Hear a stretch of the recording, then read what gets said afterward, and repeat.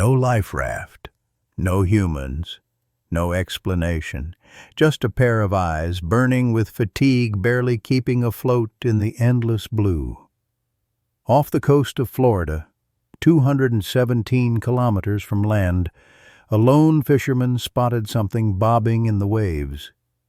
He thought it was debris, until it moved, until it looked at him.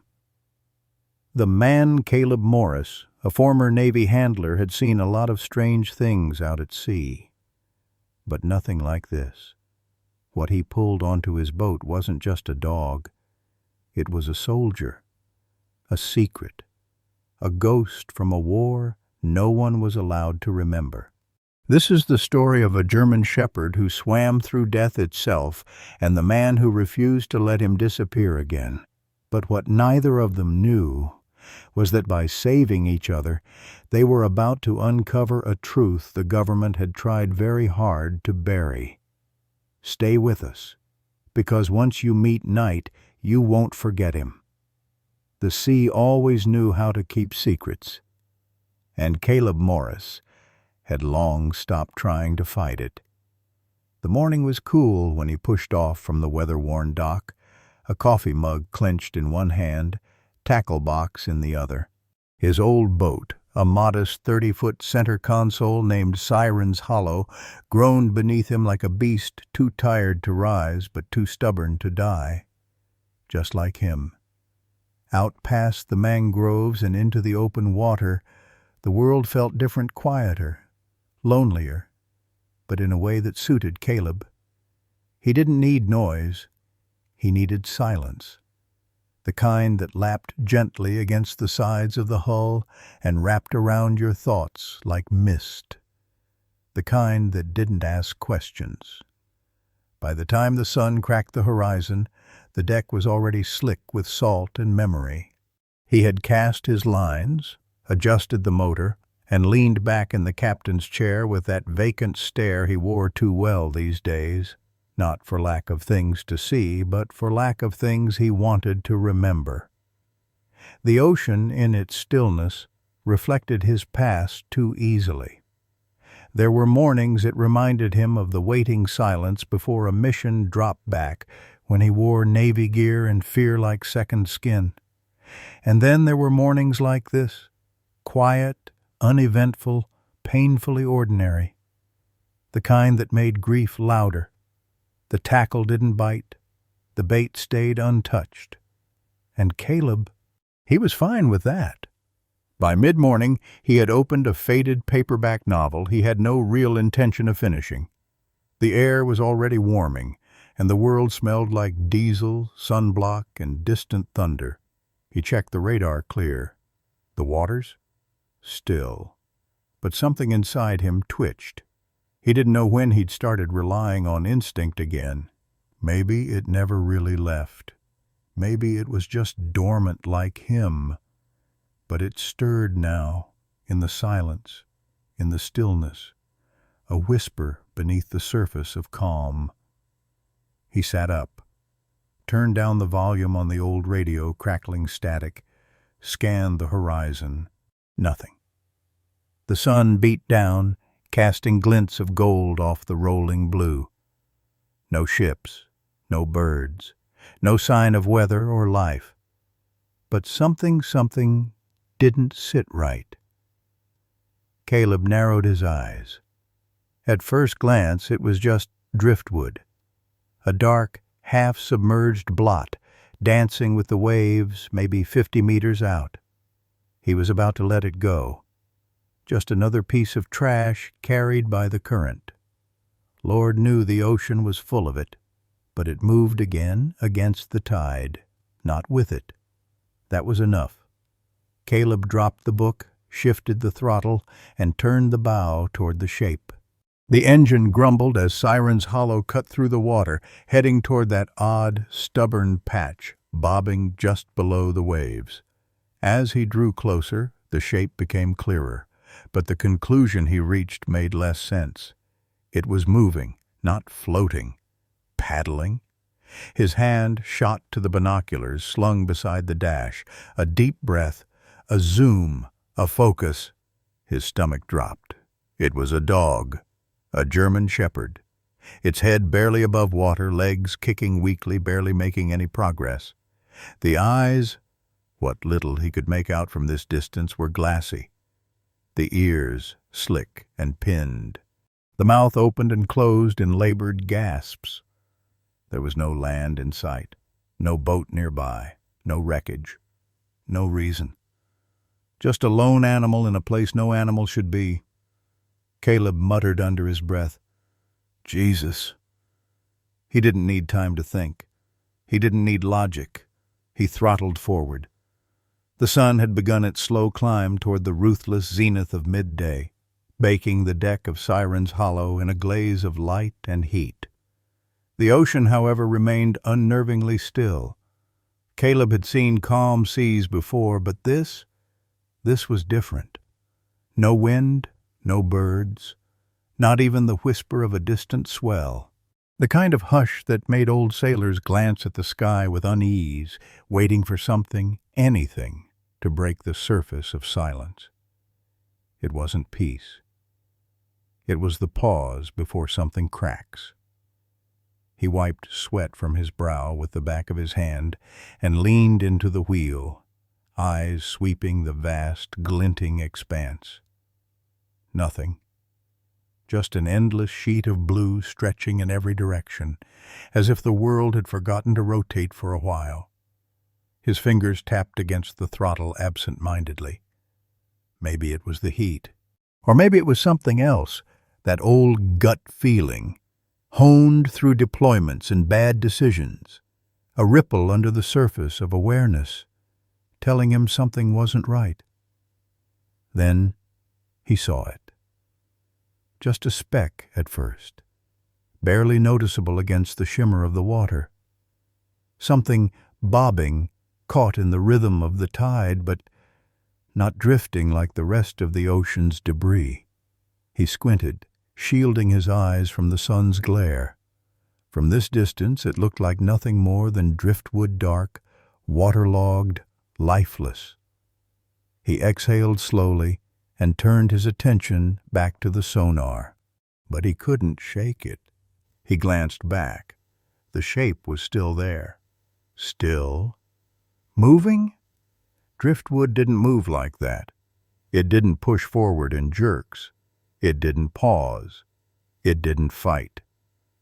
Caleb reached for the binoculars. It had been a long time since he used them for anything other than spotting birds on lazy afternoons. He adjusted the focus, heart beginning to thud harder than he cared to admit. There. A flicker. A head? His breath caught. He adjusted again, tracking the shape more closely. It was a head. Dark fur clung tightly to a skull just above the surface. The movement was subtle legs churning beneath the water, but slow, ragged, a desperate rhythm. A dog. No. A German shepherd. Caleb's stomach turned. He scanned the horizon again. No boats, no kayaks, no wreckage. Nothing. Just this animal, in the middle of nowhere, doing something no dog should be doing, surviving. He dropped the binoculars with a clatter and threw the throttle forward. The engine roared as the boat surged through the water, cutting across the glimmering surface. Spray lashed at the windshield, salt air rushing past his face. Caleb's jaw clenched, eyes locked on the figure ahead as it bobbed lower and lower with each wave. "Come on. Hold on," he muttered, leaning forward like sheer willpower could close the distance faster. As he neared, the full horror came into focus. The shepherd's body was barely upright. Front legs moved in slow, uneven circles. Every so often, his head dipped below the waterline, then jerked back up, coughing through the choke of the sea. There was no panic in his movements anymore. No barking, no cries. Just raw survival, or what was left of it. Caleb's heart pounded. He'd seen this before. In drowning men, in crash survivors lost at sea, that stage where the body keeps moving, but the mind has already let go. He cut the engine hard and coasted the boat up alongside the dog. The silence returned instantly, broken only by the slap of waves against fiberglass and the wet, pitiful rhythm of the shepherd's limbs. "Hey!" Caleb called out, voice firm, urgent. "Hey, stay with me. I got you." The dog didn't respond. His eyes were dull amber, glazed with exhaustion and salt. His mouth hung open, drawing shallow, sputtering breaths. "Damn it!" Caleb yanked off his shirt, tossed a rope ladder over the side, and dove in without thinking. The water was a cold shock, punching the air from his lungs as he surfaced and kicked hard toward the dog. The distance closed in seconds, but it felt like hours. When he reached the animal, the shepherd didn't even react, didn't turn, didn't resist. His legs simply gave out. His body collapsed like a bag of bones into Caleb's arms. He was heavier than expected, soaked and trembling, muscles twitching uncontrollably. Caleb wrapped one arm around the shepherd's midsection, the other clawing at the water to keep them afloat. The dog's fur clung to his skin like seaweed. Every breath he drew like sandpaper scraping through his chest. "You're okay," Caleb grunted. "I got you." The climb back to the boat was brutal. Caleb used the rope ladder to anchor himself, pushing the dog up onto the lower deck with what strength he had left. The shepherd clawed weakly, then collapsed completely onto the planks, chest heaving. Caleb followed, soaked and breathless, crawling to the dog's side. Water drained from the shepherd's mouth. His eyes fluttered. His body shivered, but his chest rose and fell. "You're alive," Caleb whispered. "You crazy, stubborn son of a... You made it." He didn't know how. He didn't know why. But somehow, against every law of nature and logic, the dog hadn't let go, and neither would he. The deck was slick beneath Caleb's knees, and his chest still heaved from the swim, but his eyes never left the German shepherd sprawled in front of him. The dog didn't move, didn't flinch, just lay there, a sodden heap of fur and bone shuddering with shallow breaths. Salt crusted along the edges of his mouth, and his paws were raw, pads rubbed nearly smooth from God knows how long paddling through open water. Caleb leaned in and placed a trembling hand on the dog's side, still breathing, still alive. "Hey," he whispered, voice hoarse, barely audible over the lapping of the waves. "You did good, boy. You held on." The shepherd didn't react. His eyes were half-lidded, glazed over. But there was something there. Not recognition, no. It was too early for that. What Caleb saw wasn't connection. It was endurance, a heartbeat still refusing to quit. He moved quickly, shedding the rest of his soaked gear and grabbing a dry tarp from the emergency kit near the console. He wrapped it around the dog's body, layer by layer, trying to preserve whatever warmth was left in those bones. The fur beneath was tangled and matted with salt, but Caleb worked gently, fingers brushing across the shepherd's shoulders, neck, and ribs. There was almost nothing to him, all muscle and sinew, no fat. And yet, beneath the ribs, that steady thump of life remained. Caleb reached for a bottle of fresh water and unscrewed the cap, tilting it slowly toward the shepherd's lips. At first, nothing. Then the dog's tongue flicked, barely wetting itself. A few seconds passed. Another lick. "That's it," Caleb breathed. "Come on. That's it." The dog took in maybe half a mouthful, then stopped. Rested. It wasn't enough, but it was something. Caleb sat beside him, soaked to the bone, staring out at the endless blue. The stillness had returned, but now it pressed heavier on his shoulders, as if the ocean itself were watching, waiting, daring him to ask the question burning in his chest. What were you doing out here? There were no answers. Not yet. But there were signs. No collar, no harness, no tags, just a small, corroded shard of metal tangled in the thick fur near the neck. Caleb's fingers brushed against it. He gave a gentle tug and pulled it loose. It was the remnant of a dog tag, the engraving worn thin by sea and time. Only one character still legible, K. That was it. No number, no name, just a letter. Caleb turned it over in his hand. What the hell are you, boy? The wind shifted, carrying the faint scent of salt and diesel. The waves slapped gently against the hull, but inside, Caleb felt a current rising. Something bigger than just a rescue. Something that didn't belong 300 kilometers from shore. He looked back down at the shepherd. The dog's breathing was more rhythmic now.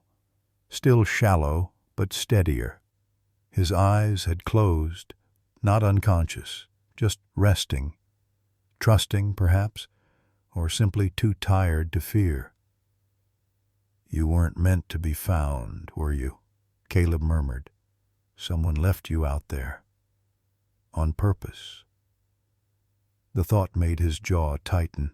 He'd seen men abandoned before. On missions gone wrong, on paperwork that got conveniently misplaced. But this was something else. Cold. Calculated. Cruel. And yet, this dog had made it. Through everything. Through open ocean. Through hunger. Through muscle fatigue so deep it should have drowned him. But he didn't drown. He swam. He chose life. Caleb reached out and brushed a hand gently along the dog's side. The shepherd stirred, but didn't move away. That's some fight you've got in you, he said, voice rough, heavy with something he hadn't felt in a long time. Respect, maybe even awe. The sky above began to shift, the sharp light of noon softening into the warmer tones of early afternoon. Caleb stood, checked the course, and turned the bow toward shore. The marina was at least 2 hours out, but they'd make it. He glanced back once more at the bundle on the deck, wrapped in tarp, still breathing, still here. That image would stay with him longer than he realized.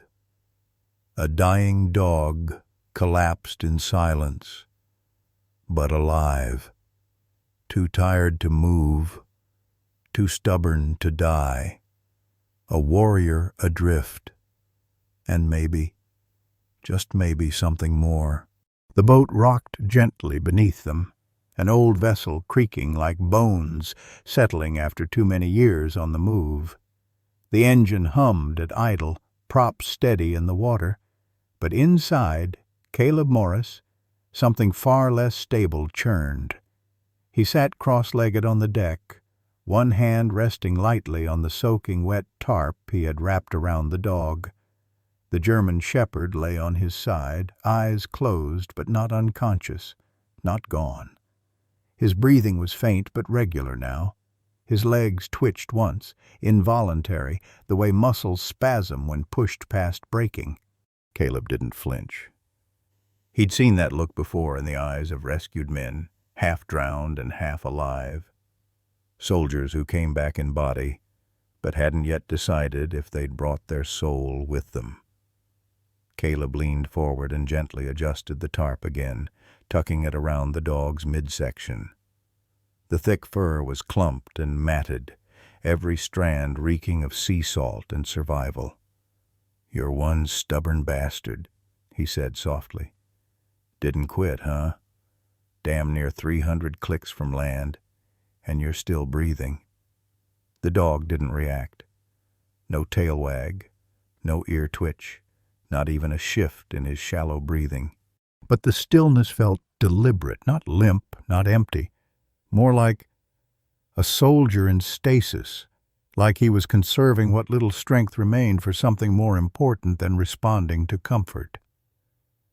Caleb ran a hand gently along the shepherd's flank. That's when he noticed it, just beneath the leg, near the chest, where the tarp had pulled back slightly. The skin there was raw, not from injury, not a wound, friction, from hours, maybe longer, of paddling through salt water, every stroke carving away a little more of the flesh. Caleb swallowed hard, voice catching in his throat. Jesus, you didn't just fall in, did you? The raw patches were symmetrical, rubbed down to red and pale skin in perfectly mirrored spots, just where a tactical harness might have sat, or ropes, or restraints. But now there was nothing left, just the damage, and the dog still here to wear it. Caleb sat back on his heels and let out a breath he didn't realize he'd been holding. This wasn't an accident, he muttered, wasn't some boater's mistake. The words hung in the air like oil on water, ugly, undeniable. The shepherd stirred slightly at the sound of his voice. One eye fluttered, then eased open just a sliver. Amber, clouded but watchful. There was no fear in that eye. No trust either. Just calculation and exhaustion. Caleb shifted closer and poured a tiny bit of fresh water into a small tin bowl from his gear kit. He nudged it gently toward the dog's muzzle. "Try again," he whispered. "Even just a lick." The shepherd made no move for a long moment. But then a flick of the tongue, cautious, brief. A pause, another, not drinking, just checking, as if deciding whether this too was a trick. Caleb felt something tighten in his chest. Not pity, something heavier. He wasn't looking at a pet, not someone's lost dog who slipped off a boat. This was something else entirely. The stillness, the silence, it all screamed training, discipline, trauma. "You're not a stray," he said quietly, more to himself than anything. "You're not out here by accident." He leaned back and studied the dog's posture. Even collapsed, he wasn't sprawled like a creature who'd given up. His limbs were tucked in close, his head facing the entry to the lower deck like he was watching for threats, even as his body gave out. This was a dog who had been taught not just to obey, but to survive. The boat continued its slow trek toward the mainland, the water sparkling around them in cruel contrast to the weight on deck. Caleb's hand found the crumpled metal shard again, the broken tag he'd pulled from the dog's fur. Just a single letter etched into the rusted surface. K. He rolled it between his fingers, glancing back at the shepherd. "K," he said softly. "That your name? Or just the first letter they gave you before the mission went to hell?" The dog didn't respond, but his eye, the one that was still open, shifted, slightly, toward the sound. "I'll take that as a maybe," Caleb whispered. He didn't know what kind of hell this animal had been through, or who had put him out there in the first place. But he knew one thing, this dog wasn't disposable. Someone had treated him like gear, like a ghost, like something that could be turned off and tossed away when the job was done. But he had made it, and that mattered. Caleb sat beside him in silence for a long time, the sun warming the back of his neck, the dog's breathing slow and measured beside him. Every so often the shepherd twitched, as if fighting waves in his sleep. "I don't know what they did to you," Caleb murmured, "but I'm not going to let them finish it." The wind picked up just enough to rustle the edge of the tarp. The dog didn't flinch, and for Caleb, That was enough for now. The marina came into view just after 4 p.m., a weathered sliver of pilings and forgotten boats hugging the shoreline like a ghost town clinging to relevance. The old fuel dock hadn't been repainted in years, and the wooden signs swung in the breeze, their letters sun-bleached and fraying. Caleb didn't care. He wasn't here for convenience. As he steered Siren's Hollow into the slip, the German shepherd beside him gave no sign of acknowledgement, still wrapped in the tarp, still lying in that strange posture guarded even in collapse. Only his eyes moved, tracking faint shapes beyond the boat's edge. Caleb cut the engine and knelt beside him. "All right, buddy," he murmured, brushing a hand across the dog's matted fur. "Time to get you seen." The shepherd didn't blink, but his tail, still soaked and limp, thudded once against the deck. It was the first voluntary motion since the rescue. Getting him into the truck wasn't easy. The dog was heavy, more so in his current condition, dead weight and dense with seawater. Caleb lifted him slowly, one arm cradled beneath the chest, the other securing the hips. Knight didn't protest, didn't growl or resist. He simply let himself be carried, as if trusting this one act of human contact to carry him forward. He laid him gently across a folded blanket in the back seat, cracked the window, and started the engine. There were 3 veterinary clinics between the dock and his cabin. He passed them all without slowing. Too commercial, too visible.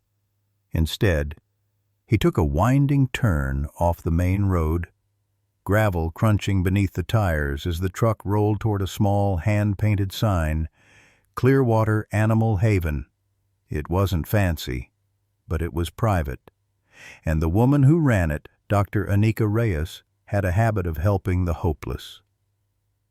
The bell above the door gave a soft chime as Caleb stepped inside, carrying the bundle of wet tarp and fur in his arms. The receptionist, a young girl with auburn braids and a stack of clipboards, looked up with wide eyes. "Sir, He almost drowned," Caleb cut in, voice low but firm. 180 miles out. No ID, no collar, just this." He reached into his pocket and held up the rusted metal tag. The receptionist's breath caught. "Oh, my God." A door swung open behind her and Annika stepped into the room, wiping her hands on a towel. Mid-30s, sharp-eyed and usually unshakable. But when she saw the dog, something faltered in her expression. "Put him on the table," she said, already moving toward the back. Caleb followed, laying the shepherd onto a clean examination surface. The room was small, sterile, but warm in the way only old buildings and good people could be. Annika snapped on gloves and began checking vitals. Heart rate, pupil response, hydration. "Dehydrated," she murmured. "Exhausted, obvious muscle trauma, raw friction wounds under the axilla front leg pits." She paused. "From what? Swimming?" Caleb nodded. "For how long?" "Hours, maybe more." Anika stopped, stared at him. "Where exactly did you find him?" "Drifting in open water," he said quietly. "No land in sight, no boats, no wreckage. Just him." She examined the skin under Knight's fur, ran a scanner across his neck. No chip. Of course not. No collar. "And you said this was all he had?" She pointed to the jagged metal in his hand. Caleb nodded and handed it to her. She turned it over under the light. Most of the engraving had been eaten away by salt and rust. Only one character remained. K. "That could mean anything," she muttered. "Kennel code? Military designation? Maybe even an experimental tag." She looked at Caleb. "But it's not a civilian dog tag. Not one I've ever seen." Caleb folded his arms across his chest, staring at the dog who lay breathing slow and steady on the table. He didn't just fall overboard. You know that, right? Annika nodded. I believe you, but believing isn't proof. You planning on reporting this? He shook his head. No animal control, no press, no agencies. She arched an eyebrow. That's not the usual response. I'm not the usual person, he replied, and something in his tone made her stop asking. She turned back to the dog, checked his vitals once more, then covered him with a fresh, heated blanket. He's stable for now. I'll start an IV to get his fluids up. Antibiotics, too. No internal bleeding, no organ trauma. Honestly, it's a miracle. Caleb exhaled slowly, tension easing from his shoulders for the first time since morning. Thank you. He's lucky you found him, Annika said, taping the IV into place. Caleb shook his head. No. He's lucky he didn't give up before I did. They stood in silence for a moment. The kind of silence that isn't empty, just full of things that don't need saying yet. The cabin wasn't much. Just a single-story structure tucked behind a curtain of longleaf pines and Spanish moss, with weather-beaten siding and a porch that creaked under the weight of silence more than footsteps. But it was home, or at least the closest thing to it Caleb Morris had let himself have in years. The pickup rumbled down the dirt path leading up to the cabin, headlights slicing through the dusk like a memory trying to break free. The sun had long dipped behind the tree line, casting everything in that deep, lingering blue that made the world feel both softer and lonelier. Knight didn't make a sound in the back seat. He hadn't the entire ride. Caleb glanced at the rearview mirror. The dog lay curled in the blanket Annika had wrapped him in. Still. Quiet. His body trembled every now and then, not violently, just little aftershocks of cold and exhaustion still lingering in his bones. But his eyes were open now, watching. Not the windows, not the trees. Caleb. Inside, the cabin smelled like pine wood, salt air, and yesterday's coffee. The furniture was minimal functional but lived in. A stone fireplace in the corner still held the charred memory of a fire Caleb hadn't bothered to light in weeks. He carried Knight in carefully, cradled like a wounded soldier more than a dog. The shepherd's weight felt different now, less like dead weight, more like something heavy with meaning, something that hadn't let go. Caleb laid him on a folded quilt in the center of the room, right near the base of the fireplace. The blanket dipped under the weight of the dog's frame, molding to him like it had been waiting there all along. A bowl of fresh water was set down nearby. A small dish of boiled chicken breast, nothing too rich. Just enough to say, "You made it this far. Here's something real." Caleb knelt, hands on his knees, eyes level with the dog's. "You're safe now," he said quietly. 3 words. No sermon. No promises. Just enough to plant a seed. Knight didn't move. But his eyes, they didn't close, didn't flick away. They just looked at him. Not searching for commands, not pleading for rescue, just watching, like a soldier scanning a new battlefield. The rest of the night unfolded slowly. Caleb moved around the cabin with the quiet economy of someone who'd learned to live without making noise. He changed into dry clothes, brewed a pot of tea instead of coffee, tossed another log into the fireplace but didn't light it. He didn't want to spook the dog with crackling heat, not yet. Not until he understood what Knight had been through. Some scars didn't show up under X-rays. Some lived in firelight and sound. Outside, a breeze picked up, swaying the pines in low, rustling patterns, the kind of wind that usually put Caleb to sleep. But not tonight. He found himself sitting cross-legged near the dog a few feet away, not touching, just being there. Knight hadn't moved since being laid down. His breathing had evened out, but his ears stayed slightly perked, twitching with every creak, every gust, every shift in the cabin's skeleton. The chicken remained untouched, the water barely lapped.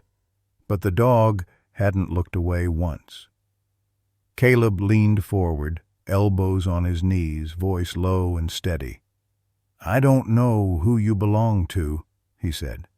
"I don't know why they left you out there, but I know what it's like to be left behind."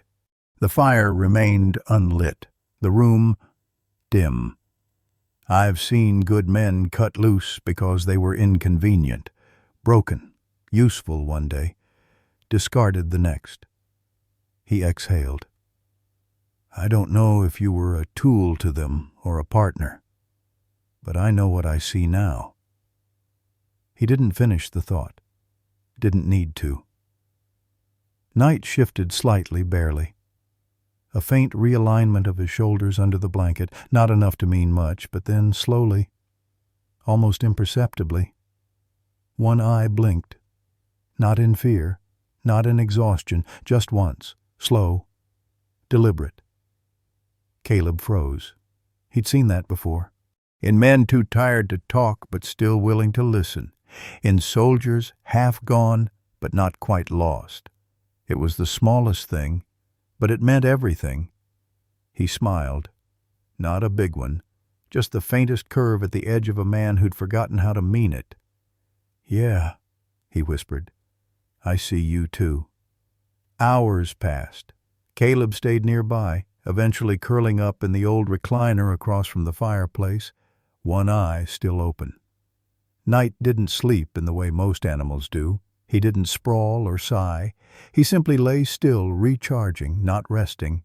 But at some point during the early hours, he adjusted his weight ever so slightly, so his body faced toward the chair, toward the man who hadn't asked anything of him, just given him a second chance. The wind outside eased, and the first light of dawn pressed against the cabin windows. And inside, for the first time in a long time, both of them stayed. Morning crept into the cabin like a whisper, slow, pale, reluctant. The light filtered through warped wooden blinds and spilled in hazy stripes across the floor, illuminating the dust motes that drifted like memory fragments through the air. Outside, the wind had quieted. The ocean beyond the tree line exhaled a steady rhythm. And inside, for the first time in days, there was motion. It was subtle, almost unnoticeable, a soft rustling on the quilt, a shift of weight, the low sound of nails brushing against hardwood. Caleb stirred from the recliner, eyes blinking into the morning blur. At first he wasn't sure what had pulled him from sleep. Then he saw it. Night was standing, not fully, not steadily, but he was up, back legs trembling, front paws planted like uncertain roots, eyes fixed on something across the room. The bowl. The same untouched chicken from the night before. Caleb sat forward slowly. He didn't say a word, just watched. Night took a step, careful, quiet, almost too quiet. Another step, then a pause. His nose hovered just above the dish, breath visible in the morning chill. And then he ate. Not voraciously, not like a stray, but controlled, methodical. A few pieces at a time, chewed, swallowed, paused. No sounds of desperation, no frantic gulping, just measured, practiced need. Caleb let out a breath he didn't realize he'd been holding. "There you go," he murmured. "First win of the day." Night didn't look at him.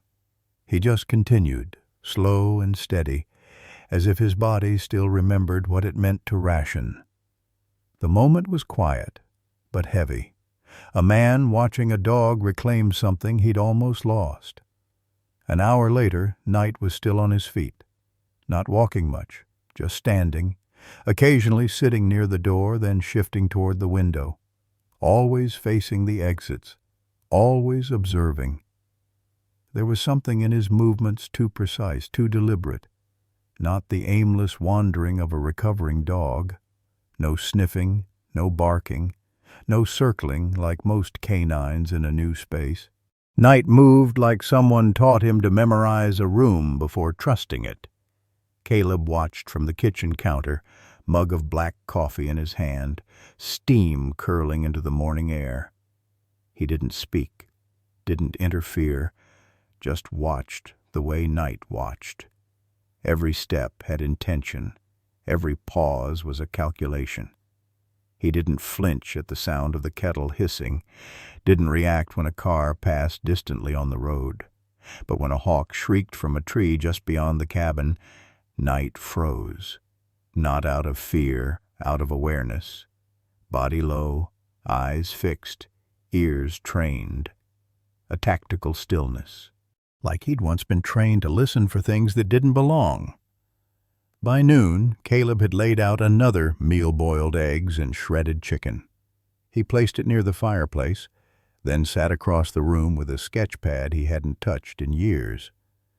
Knight approached more confidently this time, still silent, still focused. As the dog ate, Caleb caught himself noticing every detail. The slight limp in the left rear leg, the healed-over scar under the right eye, the places on his chest where fur had thinned from too many hours in salt and sun. The raw patches had scabbed over, healing with slow defiance. This wasn't a pet. This was a survivor.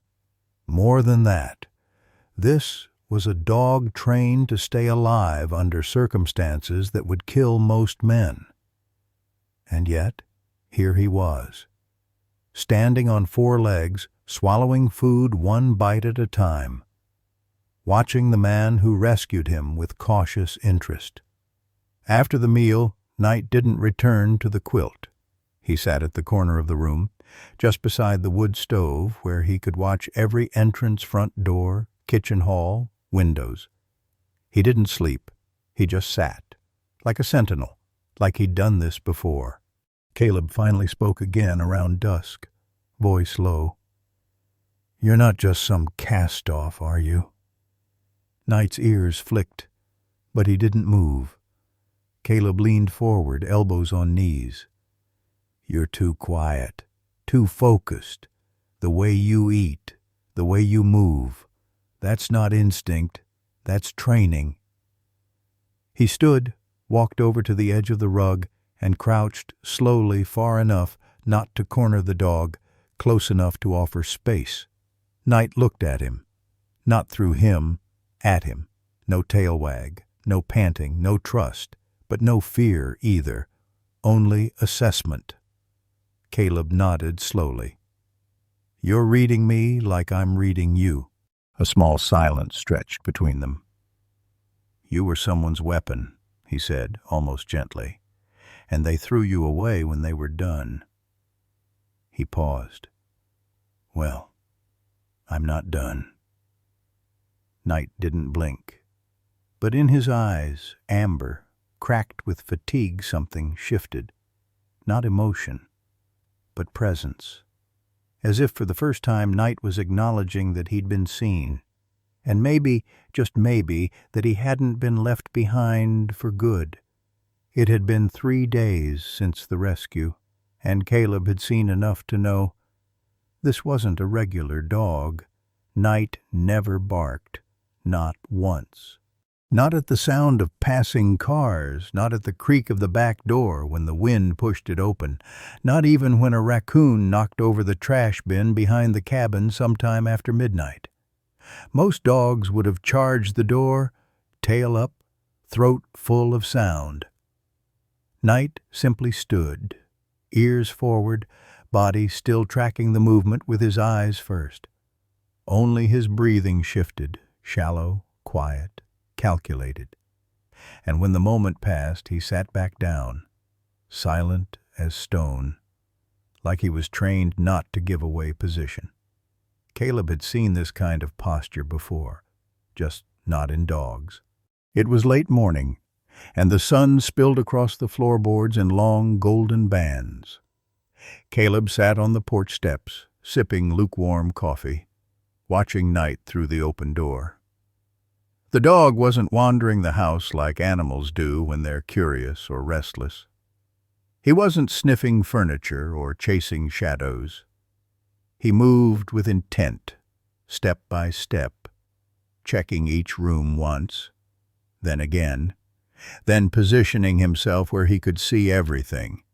He wasn't exploring, he was clearing the space. Caleb narrowed his eyes, memories stirring beneath the surface like mud pulled from the bottom of still water. When he was in active service years ago, younger, angrier, he'd worked with Navy canine units, not just any dogs, dual-certified specialists, the kind trained to track narcotics in the morning and deploy with special forces by dusk. Dogs that knew how to rappel from helicopters. Dogs that followed silent hand cues, not leashes. Dogs that never barked unless ordered to. Dogs like this. Night crossed from the far corner of the living room to the window beside the kitchen. His gait was smooth, head low, tail level, not tucked, not wagging, controlled. He paused near the doorframe, then sat. Not on the rug on the cold floor, not for comfort, but for vantage. Caleb stepped inside, leaning quietly against the wall. You didn't learn that from chasing tennis balls. Knight's ears flicked, but he didn't look. You clear rooms. You sit near exits. You don't eat unless the bowl's placed perpendicular to the wall. Caleb tilted his head. I know what you are. The dog finally turned. Amber eyes. Alert. Intelligent. Not aggressive, not submissive. Just present. Caleb crouched, not too close. One knee down, one foot flat, the way handlers do when giving space but asserting calm. I worked with dogs like you in Fallujah, he said. We dropped with them at night. Silent inserts, breach and clear. One signal and they moved before the rest of us. Knight didn't respond, but he didn't look away either. There was this Belgian, Aries, had a scar across the muzzle like someone carved a map into him. Saved more men than I could count, never barked, never flinched, just waited for the right moment. He looked into Knight's eyes. You've got that same stare. Knight shifted slightly, just enough to reposition, paw sliding across the floor for balance. Still silent. Still. Caleb rose and walked to the kitchen. He pulled a slice of cooked chicken from the fridge, broke off a piece, and tossed it onto the floor near Knight. Most dogs would have pounced. Knight looked at it, waited, made sure Caleb had backed away before taking 2 steps forward and calmly eating it.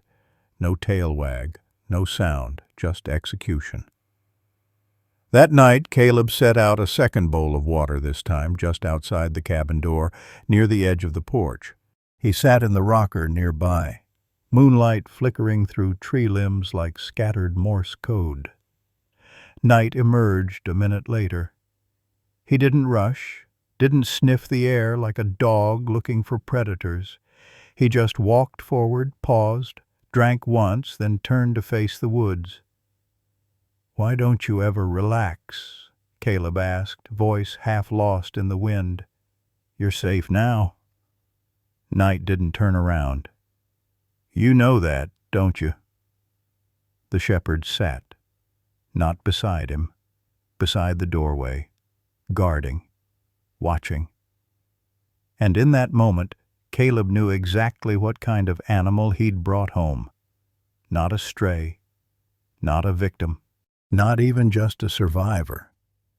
This was a soldier, and soldiers never stop scanning the perimeter. The phone call lasted less than a minute. No long explanations, no dramatic build-up, just a name, a time, and the kind of pause that only meant one thing between men like Caleb and Jasper Kane. Something's not right. By 2 p.m., a truck rolled down the gravel road behind Caleb's cabin, crunching slow and steady like it didn't want to announce itself. Knight heard it before Caleb did. He was lying in the far corner of the room, back to the wall, head resting on crossed paws. But the moment the engine hit the edge of audible range, Knight's ears lifted, body rigid but not startled. Just prepared. Caleb stepped onto the porch and waited. The truck came into view. Flat black, old Ford, paint dulled by salt air and sun. Jasper Kane stepped out, tall and lean, his posture still military, even if his beard had gone gray. He didn't wave, didn't smile, just closed the door gently and looked toward the open cabin door. Caleb met him halfway. "Inside?" Jasper asked, voice low. "Yeah," Caleb nodded. "I didn't tell him you were coming." Jasper didn't reply. He didn't need to. Inside, the room fell into a silence thicker than before. Jasper stepped into the doorway and paused, letting his eyes adjust to the dim. Knight was still in the corner, still watching. No growl, no movement, just steady amber eyes tracking every breath in the room. Jasper didn't speak. He just walked 3 steps inside, slow, deliberate. Then he stopped. Caleb stood to the side, arms crossed, not interfering, just bearing witness. Jasper knelt slowly, one knee on the floor, eyes never leaving Knight's. Then, without a word, he raised his right hand fingers, extended palm facing down. The room held its breath. He moved the hand down slightly, slow and curved, like pressing invisible air. Knight moved. He didn't hesitate, didn't question, just responded, dropped into a low crouch, tail level, shoulders square, then froze, awaiting further instruction. Jasper didn't blink. He shifted posture, turned his hand at a 45-degree angle, and gave 2 subtle taps to his chest. Knight adjusted. One paw forward, slight weight shift, head lower, defensive posture, not submission, readiness. Caleb exhaled, barely audible. "Jesus," he whispered. "That's a Tier 1 response set." Jasper nodded, slowly standing. "Silent ops. These aren't civilian patterns. He's had tactical conditioning. Extensive." Knight hadn't moved from the crouch, but now his gaze flicked to Caleb, as if awaiting orders, or waiting to see if they were safe. Jasper turned to Caleb. "Where'd you find him?" Caleb's voice was gravel. "Out there, alone, 200 miles off the coast. No boat, no collar, just a rusted tag with a K on it." Jasper frowned, processing. "They don't tag civilian dogs like that." "No chip," Caleb added. "No ID, no scar where one used to be." Jasper stepped forward cautiously, crouched again, and extended a flat palm, this time upward. Not a command, a request. Knight stared at the hand. Then, after a pause, he placed one paw into Jasper's palm. No trembling, no anxiety, just a precise, practiced motion, like he'd done it before, for someone else. Jasper glanced up. "You didn't just rescue a dog, Caleb." "I know. You pulled a soldier out of the ocean." A silence settled over the room. Knight sat back on his haunches, body still loose but alert, as if listening to a frequency no one else could hear. Jasper rose. "Whatever mission he was on, it wasn't civilian, and it sure as hell wasn't sanctioned. Someone trained him for black work, Offshore deployment, remote command, full field response. He walked toward the kitchen, opened the old fridge without asking, grabbed a bottle of water. Caleb didn't stop him. "He's not just trained," Caleb said. "He's disciplined beyond anything I've ever seen." Jasper took a sip and leaned against the counter. "Which means he wasn't lost by accident." Caleb nodded. "They left him." They both looked at Night now, lying again near the door, one eye half-lidded but still tracking, still processing, still waiting. That night, after Jasper had gone, Caleb sat near the edge of the bed with the rusted tag in his palm.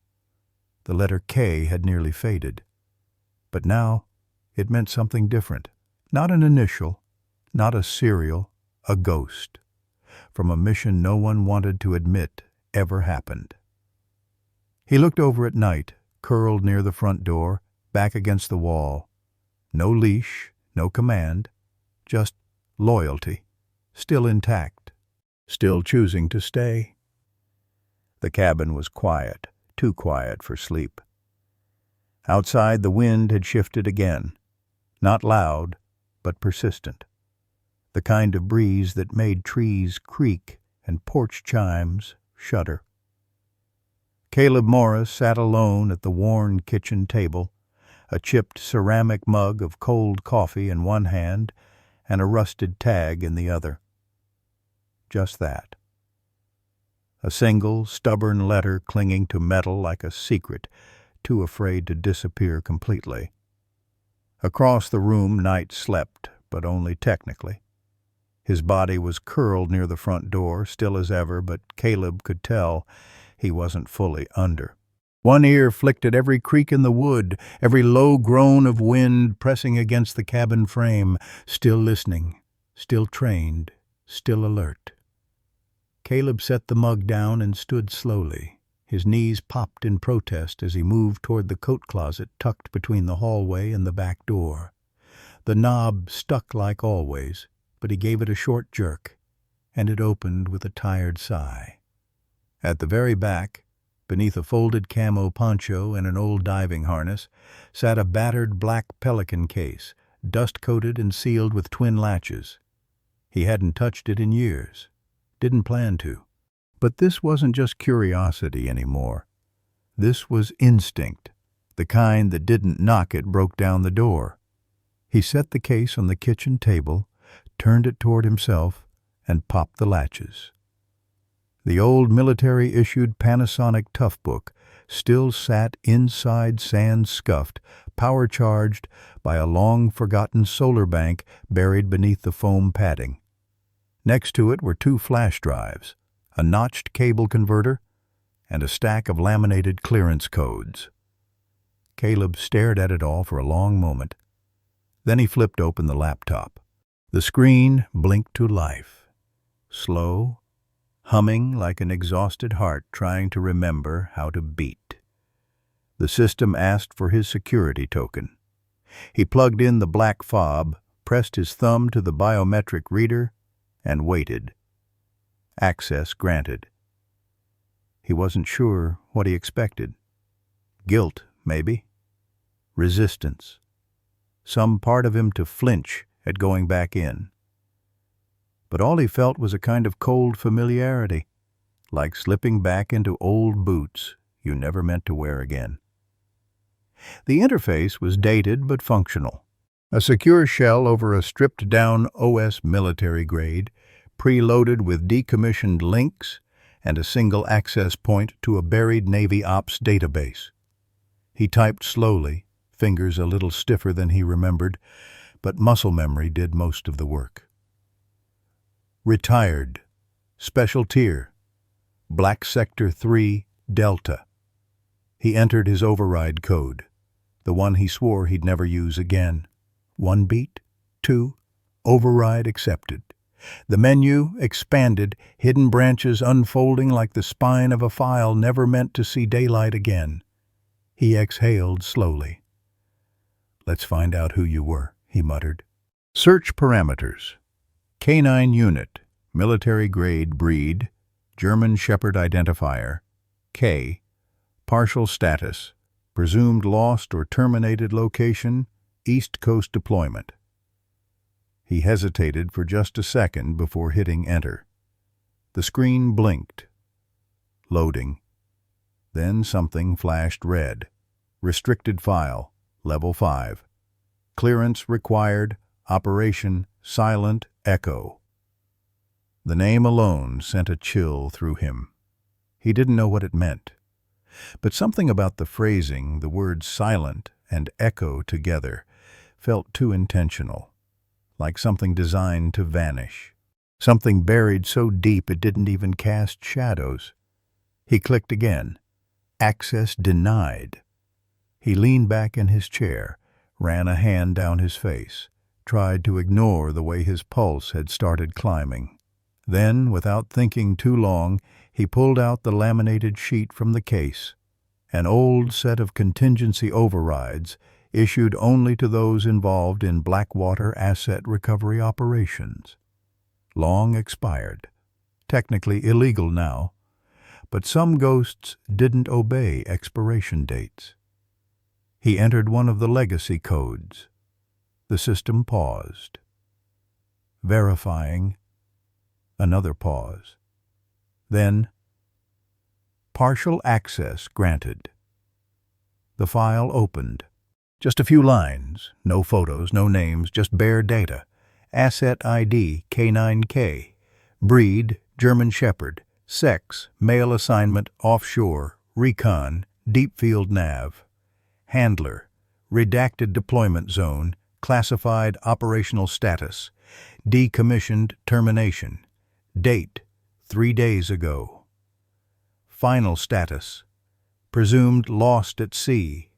No recovery protocol initiated. Caleb stared at the screen, not because he was surprised, but because it confirmed everything he'd already begun to fear. They knew.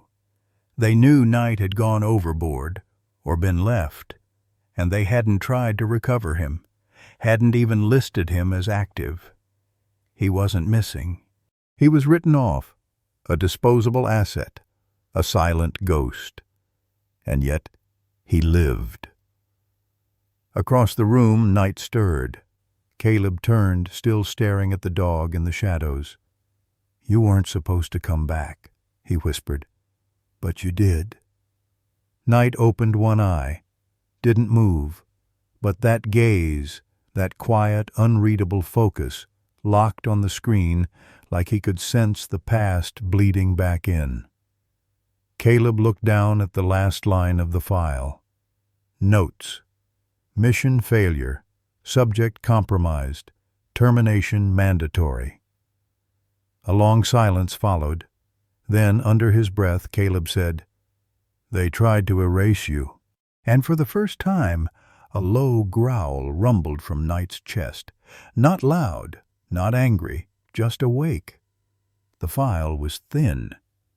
Caleb stared at the blinking cursor in the corner of the screen, the words on the monitor glowing pale green against the black military-issue interface.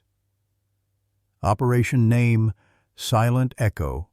Asset ID, K9K. Breed, German Shepherd assignment, offshore recon. Deep field navigation handler, redacted. Last active entry, 3 days ago, final status, terminated. Due to compromise notes, no recovery protocol initiated. That was it. No debrief, no location log, no chain of command report. Not even a last handler note. Just a line that read more like a footnote in a black ops journal than the death certificate of a living, breathing operative. Terminated. As if the dog was a piece of broken equipment. Caleb leaned back in the chair, staring at the screen like it might blink and tell him he'd misunderstood. But the words didn't change. They'd known. 3 days ago, right before he found Knight, someone in the system had logged him dead. No retrieval order, no distress beacon, no protocol for tracking or recovery, just compromise in bold letters. And then silence. His fingers hovered over the keyboard, hesitant. Then, one by one, he typed, "View additional files. Silent echo access denied." Of course. He entered a second override, one from a rescue dive op he'd assisted in off the Horn 2 decades ago, old, almost certainly expired. But the screen blinked again. Partial access granted. What loaded next wasn't a formal document. No briefing slides, no GPS logs, no standard dossier, just a string of plain text fragments like pieces of a puzzle someone tried to shred before the hard drive went cold. He read slowly, line by line. Project initiated 5 years ago in cooperation with advanced K9 conditioning protocols developed for unmanned recon substitutes. Goal: to create biologically autonomous recon agents capable of deep field navigation, maritime infiltration, and nonverbal return command execution. Phase 3. Animal Asset Profile. K9K. Breed: German Shepherd. Temperament: suppressed vocal response. Cognitive index: high. Pattern recognition: nonverbal retention. Specialized behaviors: room clearing, scentless tracking, stress-activated memory trigger. Handler: pairing, classified deployment method. Airdrop, subsurface launch, SEAL assisted. Status after mission number 11. Memory response abnormal. Refusal to re-engage handler. Subject deviated from return protocol. Last sighting: untracked movement in open water. Termination order issued 16 hours later. Caleb's hand gripped the edge of the table, hard enough that his knuckles whitened. Refusal to re-engage. A K9 unit turning away from its handler in the field. That didn't happen. Not unless something had gone very, very wrong. Stress-activated memory trigger. He whispered it under his breath, reading it again. They didn't just train Knight to obey. They trained him to remember, to observe, to carry intel, not on a drive, not in a chip, in his mind. If Knight had seen something out there, something that triggered a deviation, it meant he didn't malfunction. He made a choice to break protocol, a choice to survive. Caleb sat back, the screen still glowing in the dark. Somewhere behind him, the floor creaked. He turned. Knight was standing just inside the hallway, watching him. Not in fear, not in confusion, but with the same gaze Caleb had seen on operatives who knew more than they could say, who had been in too deep and brought something back with them they weren't supposed to. Caleb looked down at the tag on the table, the one they'd ripped off him, or that he'd torn free himself. Just a K. No name, no honor, just an asset designation, something to delete when the mission got messy. He closed the file, shut the laptop gently, and exhaled.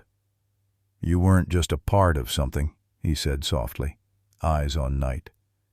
"You were the thing they wanted to forget." Knight didn't move, but his head tilted barely, like he understood, like he remembered everything. The screen had gone dark. Caleb hadn't touched the power button. It just blinked off. He stared at it for a long moment, heart thudding not with fear, not yet, but with the steady beat of an old muscle waking up, the instinct to move, to prepare. Something about the way the file closed. No error message, no confirmation, no logout prompt. Just a black screen, like it had seen enough, like someone else had too. Caleb slowly closed the laptop, fingers pressing down until the latches clicked shut. Across the cabin, Knight still stood near the hallway, body angled forward now, his ears rigid, eyes locked, not on Caleb, not on the computer, on the window, the one facing the driveway. Caleb turned. At first nothing, then a shape, a gleam of tinted glass between the trees. The sound followed seconds later, soft, subtle. Tires crunching gravel. Controlled speed, not fast, not aggressive, deliberate. A black SUV pulled up to the edge of the clearing, engine still running, lights off. No markings, no plates, just the hum of idle power. Knight moved before Caleb did, not frantically, not barking. He crossed the room like a shadow, stepping onto the rug in front of the door, positioning himself between Caleb and the window. Body low, head forward, muscles tight beneath healing skin. And then the growl. Low, deep, not noise. Warning. Caleb took a slow breath. I see it too. The driver's door opened. A man stepped out, tall, average build, clean-shaven, nondescript in the way professionals are trained to be. Black boots, dark jeans, a light jacket zipped just below the collarbone, not a uniform, but uniform in intent. The passenger door opened next. Another man, slightly shorter, bald. He carried something in his hand. Metallic, small, rectangular, a device, a scanner. The first man scanned the cabin. His eyes passed over the porch, the windows. The second swept the device along the edge of the tree line, watching the screen. Knight's growl deepened. Caleb stepped back from the window, slow and silent, grabbing the .45 he kept tucked inside a drawer beneath the kitchen counter. He didn't raise it, just held it at his side. For now. They're not with animal control, he muttered. Knight didn't blink. Caleb moved to the back of the cabin, watching from a second window as the bald man raised the scanner, pointing it toward the house. The screen on the device lit up with a soft green glow. He said something. Caleb couldn't hear it, but the message was clear. They found something, or someone. The first man nodded, tapped his earpiece. Then, without a word, began walking slowly toward the porch. Knight stepped closer to the door, his body now angled, weight balanced on 3 legs, the fourth still recovering but steady. It wasn't fear. It was readiness. His breathing was calm, focused. Not a sound outside that growl, not even when the man's boots touched the edge of the porch. Caleb pulled back the safety on the .45, just loud enough for the click to carry. The man paused at the door, his hand hovering just short of knocking. He didn't knock. He waited. Then leaned in, speaking just loud enough to cut through the wood. You have something that belongs to a closed program. We're here for the recovery. Caleb said nothing. The silence stretched. We don't want trouble, the voice continued. Just compliance. Inside, Knight didn't move, but his tail had stopped even its minimal twitching. His head now level with the door, teeth visible beneath a curled lip. Caleb glanced down. This wasn't the growl of a scared animal. This was recognition. Back door, Caleb whispered. Knight pivoted on command, almost too fast for a dog still healing. Caleb moved with him, both of them slipping through the rear of the cabin, out onto the unlit path that led into the woods behind the property. Leaves crackled beneath boots. Caleb didn't look back. He didn't have to. He knew 2 things. The men weren't here for answers. Knight wasn't the only thing being tracked. They moved fast but silent, ducking under low-hanging branches, navigating the path to the old service truck parked under camouflage netting 30 yards out. As they reached it, Caleb popped the lock and climbed in.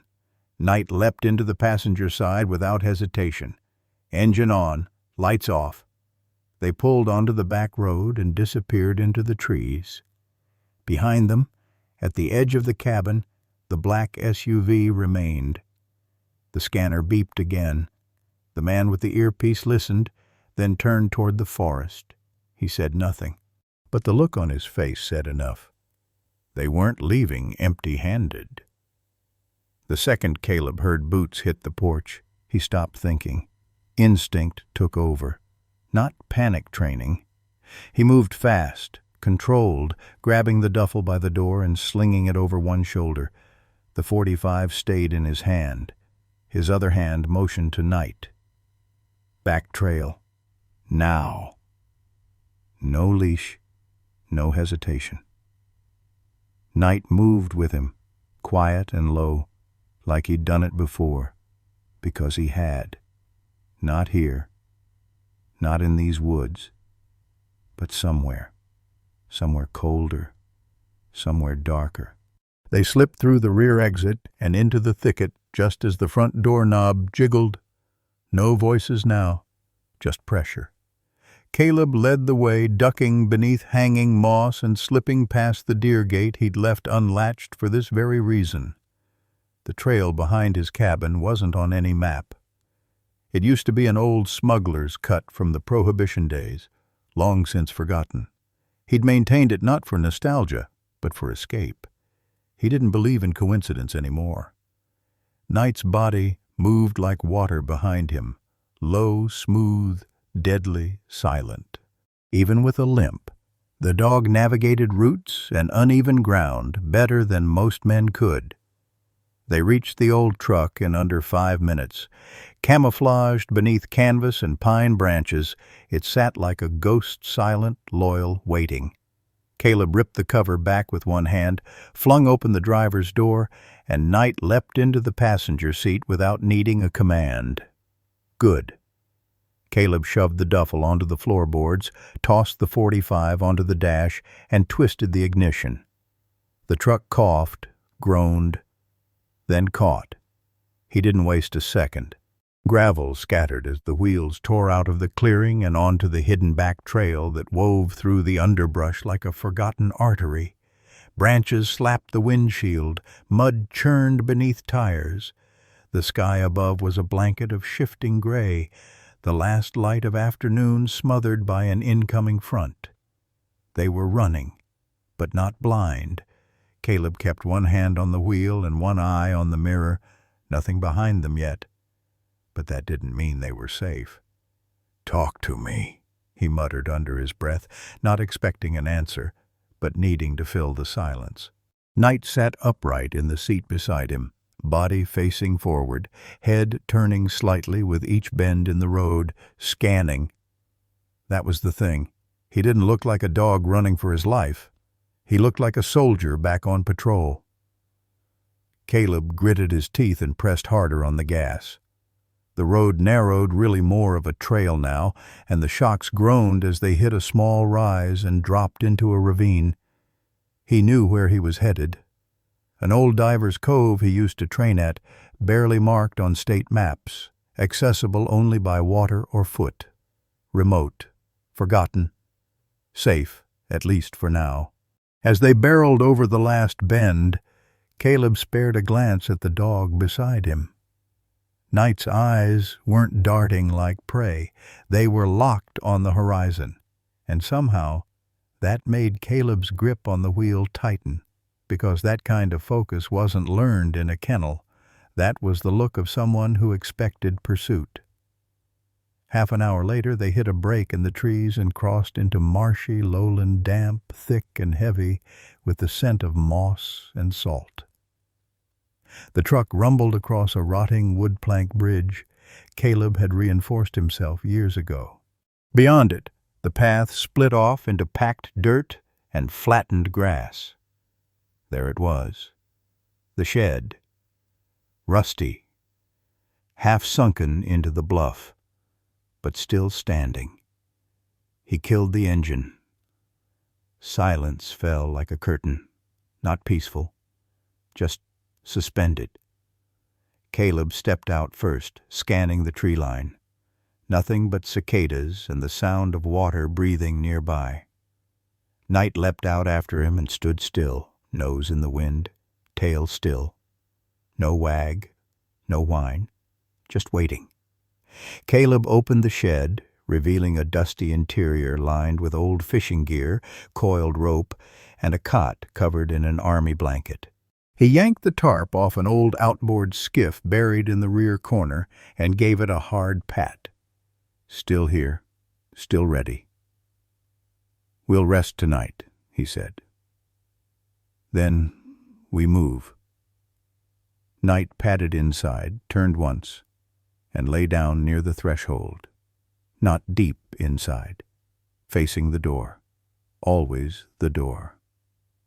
Caleb stood over him for a long second, watching the dog's chest rise and fall, then dropped his bag onto the floor and sat down beside him. He didn't ask if Night was okay. He knew better. Instead, he whispered the truth that had been swelling in his chest since the moment they fled. "They didn't just want you gone." Night looked at him. No sound, no movement. "They wanted you erased." Caleb leaned back against the wooden wall, the cool air wrapping around them both. "But we're not letting that happen." The road ended long before the map said it would, but Caleb knew better. This wasn't a place marked by GPS or mile markers. This was the kind of sanctuary you only found when you were running from the world and no longer cared if it ever found you again. The truck crawled to a stop on a rise overlooking the coastline, just as the first pinks and oranges of dusk bled into the water. Below them, hidden by rock and overgrown brush, was a stretch of coastline that didn't exist on any travel brochure. No signs, no footprints, just cliffs, tide-worn docks, and the skeletal remains of a once bustling diver's station, swallowed now by time, salt, and sea. Night stood in the truck bed, ears scanning the horizon. He hadn't barked once the entire ride. Not even when Caleb took the sharp turns that flung loose pebbles into the trees, or when the scent of smoke from distant cabins drifted into the cab. He knew they were being watched, but he also knew when they weren't. And here it was different, still, breathing, safe, for now. Caleb stepped out, gravel crunching beneath his boots. The air smelled like rusted anchors and forgotten stories. Night jumped down beside him, landing solid despite the stiffness still lingering in his hind leg. "You remember this place?" Caleb asked softly, almost to himself. Night didn't respond. But he stepped forward. That was enough. They descended on foot, through tangled underbrush and a series of rock steps half swallowed by moss. Caleb parted the vines with practiced hands. Muscle memory took over. These were trails he hadn't walked in years, but they still knew him. The tide pool glimmered on the right, catching the last bits of light. To the left, the edge of the collapsed boathouse jutted from the sand like the ribs of a long-dead creature. In the middle, surrounded by thick growth, stood the shack. It leaned just slightly to the west, wooden beams weathered silver-gray by the salt air. The door creaked when Caleb pushed it open, the hinges still stubborn but not broken. Inside, a cot, an oil lamp, old water canisters, a rusted rack where wetsuits used to hang, a dive chart still pinned to the wall with thumbtacks that had turned green with age. Caleb set the duffel down in the corner and lit the lamp. The flame flared, flickered, then settled into a low, steady glow. Night paced once around the perimeter, sniffing the corners, checking each exit. No tension in his body. Just that same silent vigilance Caleb had come to recognize as not just training, but instinct. "You can relax," Caleb said. This place hasn't seen a soul since I left the Navy." Knight paused near the back window and sat, head tilted slightly toward the sea, listening. Caleb crouched, opened the duffel, and pulled out a small tin of sardines. Not gourmet, but enough. He poured clean water into a metal bowl, then placed the food beside it. Knight approached, not cautiously. Just on his terms. He drank first, then ate. Caleb sat against the wall, arms resting on his knees, watching the waves beyond the cracked window frame. The tide was low now, exposing jagged rocks that used to anchor training buoys. He remembered the drills, the cold water, the nights he and his team would sit around a rusted barrel fire, swapping lies and bruises and sea stories, back when he still believed in orders, in missions that meant something. Knight licked the tin clean and walked over, lying beside him without a sound. Just settled in. Not close enough to touch, but close enough to trust. The silence between them wasn't empty. It was shared, worn like a blanket over two souls carrying more than they could say. "You're not just hiding," Caleb murmured. "You're recovering." Knight's eyes didn't close, but they softened. That night, the cove was bathed in moonlight. Caleb stood outside under a sky full of salt-scattered stars, the air crisp with ocean breath. He looked down at the diver's shack and the faint flicker of the lamp still glowing inside. Knight was silhouetted in the doorway, head low, eyes scanning the cliffs. But there was no growl, no tension, just presence. Somewhere, out there in the dark, men were searching, scanners in hand, orders in ear, boots on roads. But they wouldn't find this place, not tonight, maybe not ever. Caleb took a deep breath and walked back toward the door, gravel crunching softly beneath his steps. Knight didn't move. He just watched, waited, guarded. And for the first time in days, Caleb allowed himself a thought that hadn't crossed his mind since pulling that half-dead dog from the water. We might just make it through this. The wind had shifted. Out at sea, it carried the scent of something older than memory salt, rust, and the faint trace of storm. Inside the shack, it whispered through the warped wooden slats like an old song too broken to finish. Caleb stood in the doorway, shoulder against the frame, watching the dog at the edge of the bluff. Knight sat just beyond the threshold of the cove, silhouetted by moonlight, his outline sharp against the silver-black ocean. He didn't move, didn't twitch. He was still, but never relaxed. Always listening, always calculating. Caleb stepped outside, boots crunching gravel, then paused just a few feet behind him. "I don't know how long we have," he said quietly.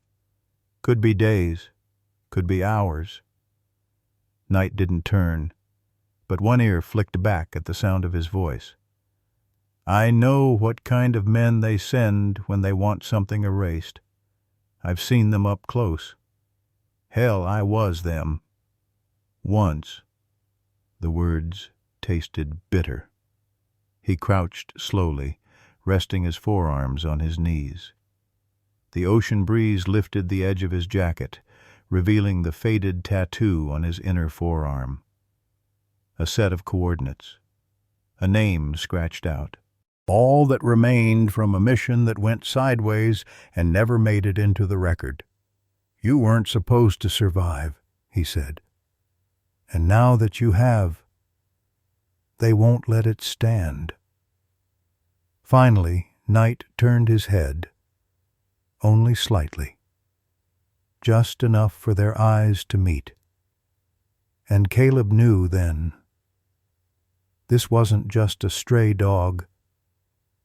This wasn't even just a soldier. This was a witness. Someone who had seen something they weren't meant to, someone they couldn't silence because they'd already tried, and he was still here, still alive. Caleb stood up and walked to the path that led away from the cove, the one road out. It twisted through the dunes, cut across a dried creek bed, and disappeared into scrubland that could lead them anywhere, or nowhere. He looked down at the sand, then glanced back over his shoulder. Night hadn't moved. "This is where it splits," Caleb said. "I'm not going to leash you.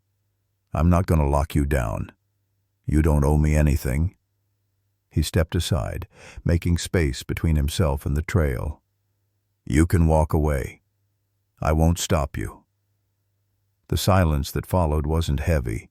It was sacred.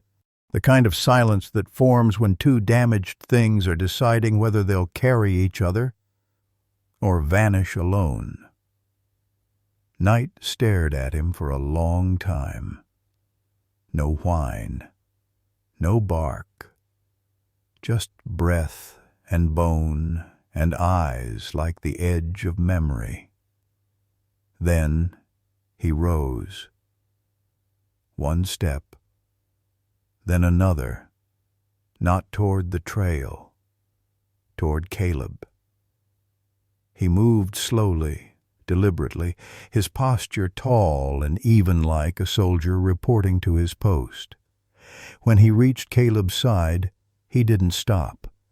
He stepped forward again, then pivoted slightly, and stood between Caleb and the trail, not facing the path forward, guarding it. Caleb swallowed. "You sure?" Knight's head lifted. He didn't look back. He didn't have to. Something unspoken settled into the space between them. Not obedience, not ownership, something older, something earned, a pact, not made with words, made with presence. Caleb reached into his jacket pocket and pulled out a folded strip of cloth torn from one of his old Navy packs, sun-faded and frayed along the edges. He knelt and looped it gently around Knight's neck. Not tight, not like a collar, just a mark. "You're not a number," he said softly. "You're not a code." He tied it off. It fluttered lightly in the wind. "You're not theirs." Knight stood still, body steady, letting it happen. A gull cried overhead, then silence returned. Only the sound of wind through seagrass and the distant rhythm of the tide remained. Together they turned and walked back toward the shack. No commands, no leash, just two survivors stepping into the dark with the quiet knowledge that, whatever came next, they wouldn't be facing it alone. The storm broke 2 nights after they arrived at the cove. Not the kind that comes screaming with thunder or howling with wind, but the kind that creeps in low and heavy, rolling across the sea like a forgotten memory, soaking everything in silence. Caleb stood at the edge of the dock with a flashlight in hand, watching the horizon vanish under sheets of rain. The beam of light cut across the water, caught nothing but mist.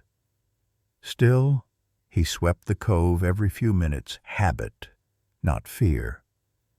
Behind him, inside the shack, Night moved without a sound, not pacing, not restless, scanning, every room before entering, every corner before lying down, every surface, sniffed not like a curious dog, but like someone reading a story written in scent. It was the way he moved that started to get to Caleb.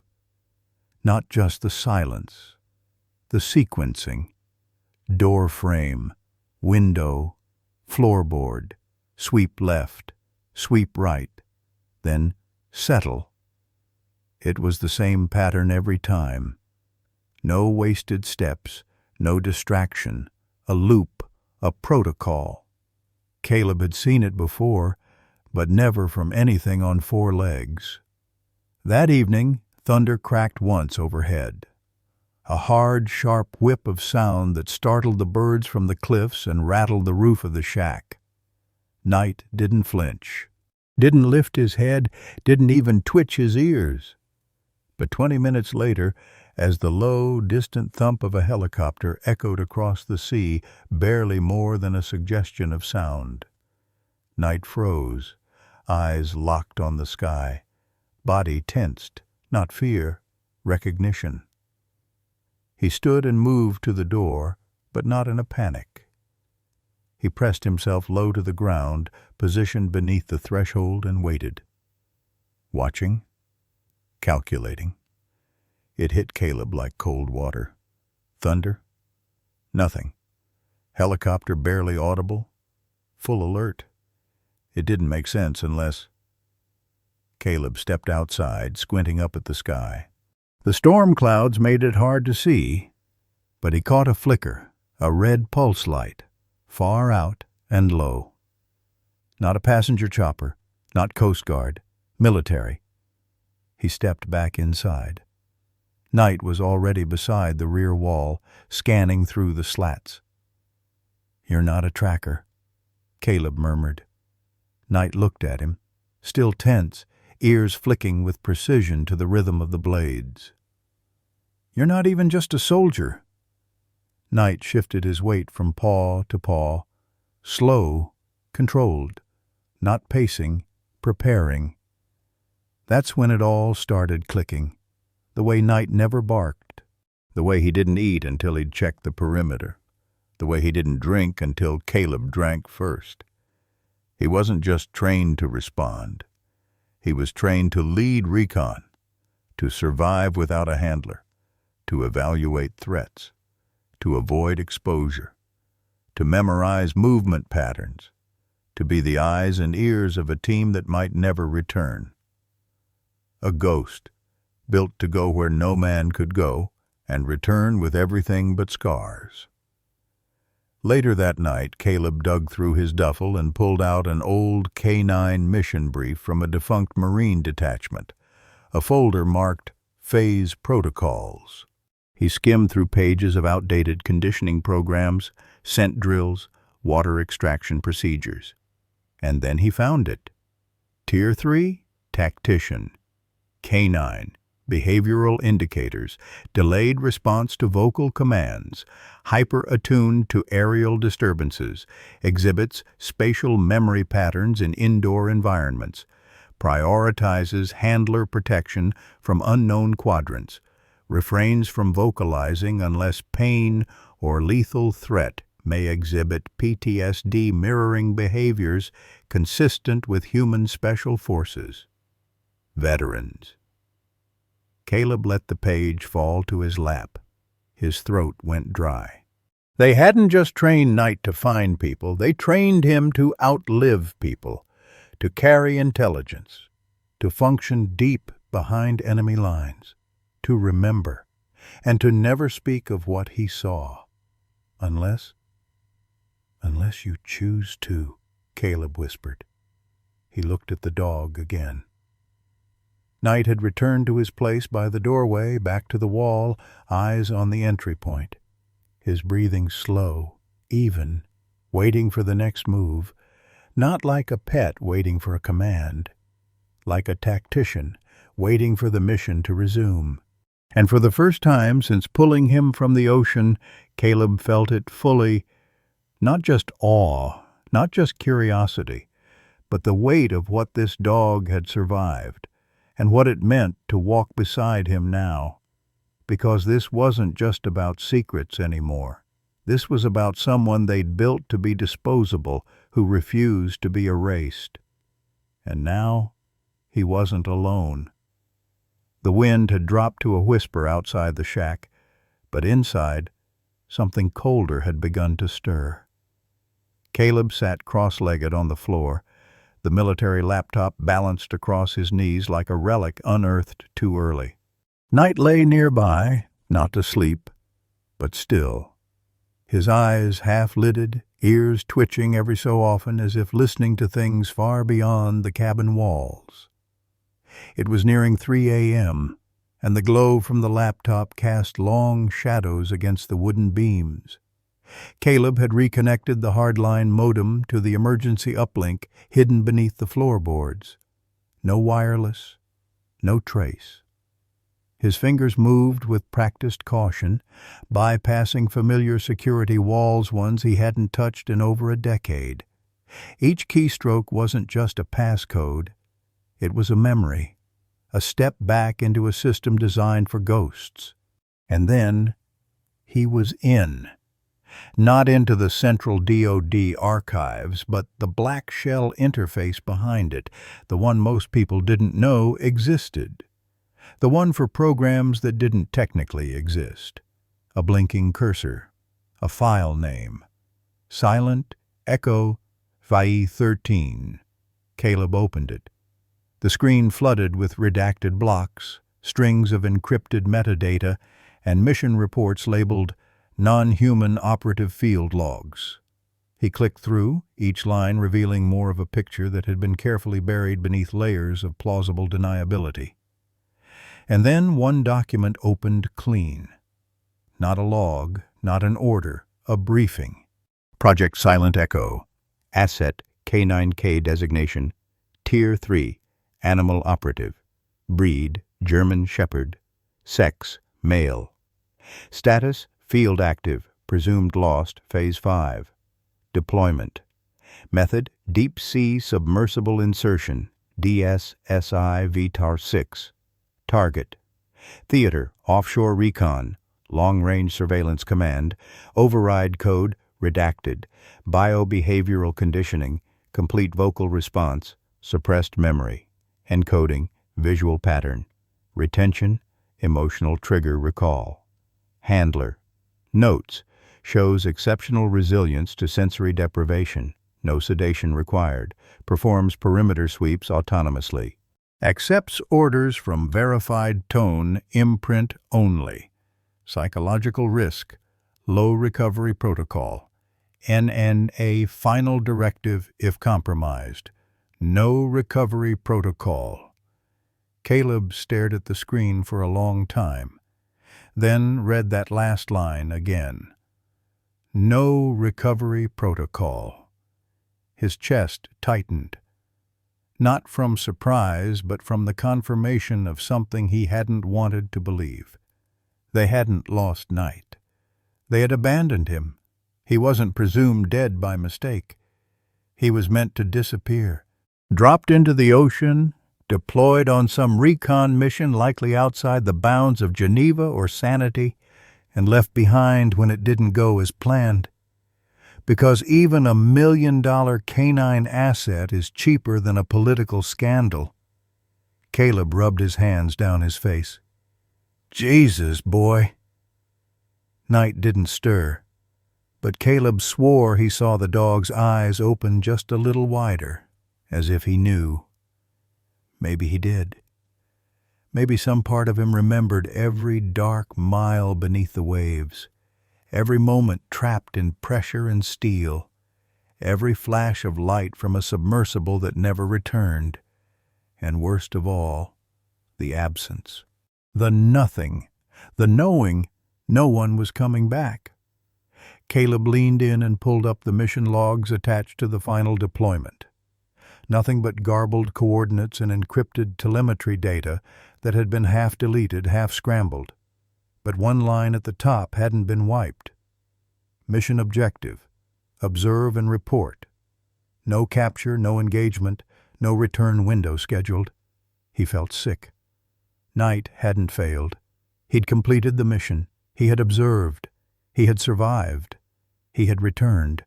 And the only thing waiting for him was silence. Until now. Caleb stood slowly and walked over to the makeshift table.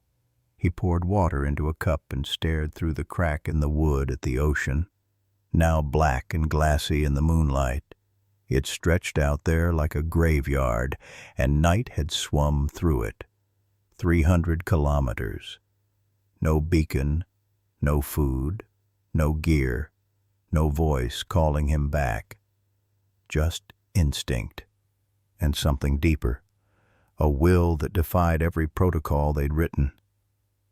Caleb turned back and looked at the dog. Knight raised his head. Not fast, just enough to meet his gaze. "You weren't supposed to come home," Caleb said softly. Knight blinked once, slow, steady, then turned back toward the door, eyes fixed on the shadows just beyond it. Watching, still watching, because some part of him knew they weren't done yet. It began with a sound too low for human ears to fully register, just a tremble in the bones, a vibration in the ribs, like the earth holding its breath. Then the rhythm sharpened. Whump, whump, whump. Caleb snapped his head up from the terminal. The sound was familiar, terrifyingly so. He didn't need confirmation. He stepped to the doorway of the shack and looked up past the wind-stirred palms and jagged cliffs that framed the cove. There it was, small, black, fast. A military chopper, hugging the coastline with surgical precision. No lights, no flare. Just the cold blink of rotors slicing through humid air. Knight was already on his feet, but something was wrong. He wasn't growling. He wasn't braced for combat. He was shaking. Caleb crossed to him instantly, crouching low. "Knight!" No response. The dog's ears were pinned back, not in aggression but in fear. His entire frame trembled, subtle at first, then growing. It wasn't like the tremors of exhaustion or cold. It was something deeper. Cellular memory. A response that had nothing to do with the present and everything to do with what had been burned into him in some hellish undersea program no one was ever meant to survive. "Hey," Caleb said, placing a hand on Knight's side. "Look at me." Knight blinked. His eyes were wide, unfocused. The chopper drew closer. Then Caleb saw it. Not just the fear, the recognition, the sound, the pattern. The shape of the machine silhouetted against the darkening sky. Knight had heard that specific chopper before. He remembered exactly what followed. A low click echoed through the valley. Caleb's head turned sharply toward the cliffs. Movement. Two shadows dropped from the sky, black-clad figures rappelling down from the aircraft, landing on the high ridge above the cove. 1, 2, 3. Then another set, hitting the slope opposite, boots digging into shale. They moved like liquid, fast, silent, synchronized. Too practiced, too clean to be coincidence. This wasn't a search and rescue. This was a containment team, and they were already surrounding the bluff. Caleb's body snapped into motion. He grabbed the duffel, swung it over his back, and yanked the tarp from the concealed weapons chest under the cot. His hands moved with speed born of memory, his own training rekindled by necessity. 45 into the belt holster, combat knife sheathed on thigh. Old field headset battery still good. But more than weapons, he needed options. He turned to Knight, who was still frozen, muscles tensed, breath shallow, every part of him screaming silent warnings. "Hey," Caleb whispered again, louder now. "You're here, not there. Do you hear me?" Knight's eyes flicked to him, brief, desperate. "You're not alone anymore." The dog let out a sound, not a growl, not a whine, just a low rumble, as if his voice had forgotten what it meant to use itself. Outside, the crunch of boots began. They were moving in, not charging, encircling. Whoever they were, they wanted to avoid gunfire, avoid noise, which meant they weren't here to kill, not immediately. They were here to extract, to retrieve what they thought was theirs, and that gave Caleb a small advantage. Time. He moved to the door, eyes darting across the topography. The cliffs gave them natural cover, but not for long. Knight stood at his flank now, stiff, but responsive. "You with me?" Knight didn't nod, didn't whimper. He stepped forward, between Caleb and the open door, guarding. The tremble was still there, but it was buried now. Beneath muscle, beneath instinct. It wasn't fear that moved him anymore. It was resolve. The thrum of the chopper slowed rotors adjusting. Caleb could hear clipped commands through the comm units on the cliff, passed in code. He ducked low, scanned the ground, then whispered, "We hold until we see their lead. They won't fire unless they have to." Knight crouched beside him, head low, eyes trained toward the bluff. Then a figure appeared, slightly apart from the others. No mask, no rifle drawn, and in his hand, something small, rectangular. It pulsed once. Knight collapsed. Not unconscious, but down. Eyes wide, legs trembling, body slamming into the earth like gravity had doubled in an instant. "Knight!" Caleb reached for him, but the dog didn't respond, locked in a loop of shivering low groans catching in his throat. His body rebelled against itself like something inside had been switched off or overwritten. The device pulsed again. Caleb looked up and met the eyes of the man holding it. Not cruel, not panicked, just controlled. This wasn't a hunter. This was a handler.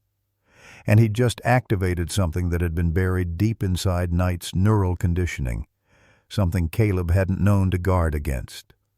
Until now. Chapter 7. The Handler. The man stood at the ridge unarmed, expression calm, like a conductor waiting for the orchestra's first deadly note. He wasn't imposing average height, civilian clothes, cropped salt and pepper hair, but every operative around him deferred to his presence. In his hand, a matte black device, no larger than a deck of cards, blinking blue. He pressed it. A faint hum, and Knight collapsed. Not from pain, but something deeper neurological. His limbs spasmed, breath shallow. Caleb dropped beside him, whispering, "You're here. You're safe." But Knight's eyes darted, trapped in some distant memory. The man at the ridge didn't flinch. He adjusted the dial. Knight yelped, a broken sound of both defiance and agony. Caleb's fury flared. He stood, one hand on his sidearm. "Turn it off!" The man replied, too calmly. "No harm intended." "You knew what that would do," Caleb growled. "He's not your dog." The words hit hard. The man raised the device again. "It's not mind control. It's a recall frequency tied to bio-triggered memory paths. He was trained for this. He's not in your program anymore. He never left. That swim? It wasn't loyalty. It was a failsafe. Trauma-triggered behavior. You were just the nearest warm body." Caleb clenched his jaw. The man's voice softened, almost pitying. "You don't know what he carries. Visuals, encoded memories, enough to burn operations you've never heard of." Knight twitched behind them, still struggling. "With time," the man said, "we can stabilize him. Bring him home." Caleb stepped toward Knight, kneeling again. "You trained him like a weapon," he whispered, "but you forgot one thing."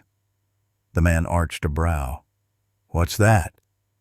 Caleb placed a hand on Knight's ribs. "You can't erase choice." Knight's gaze met his, no longer panicked, but barely holding on. "You don't have to go back," Caleb said softly.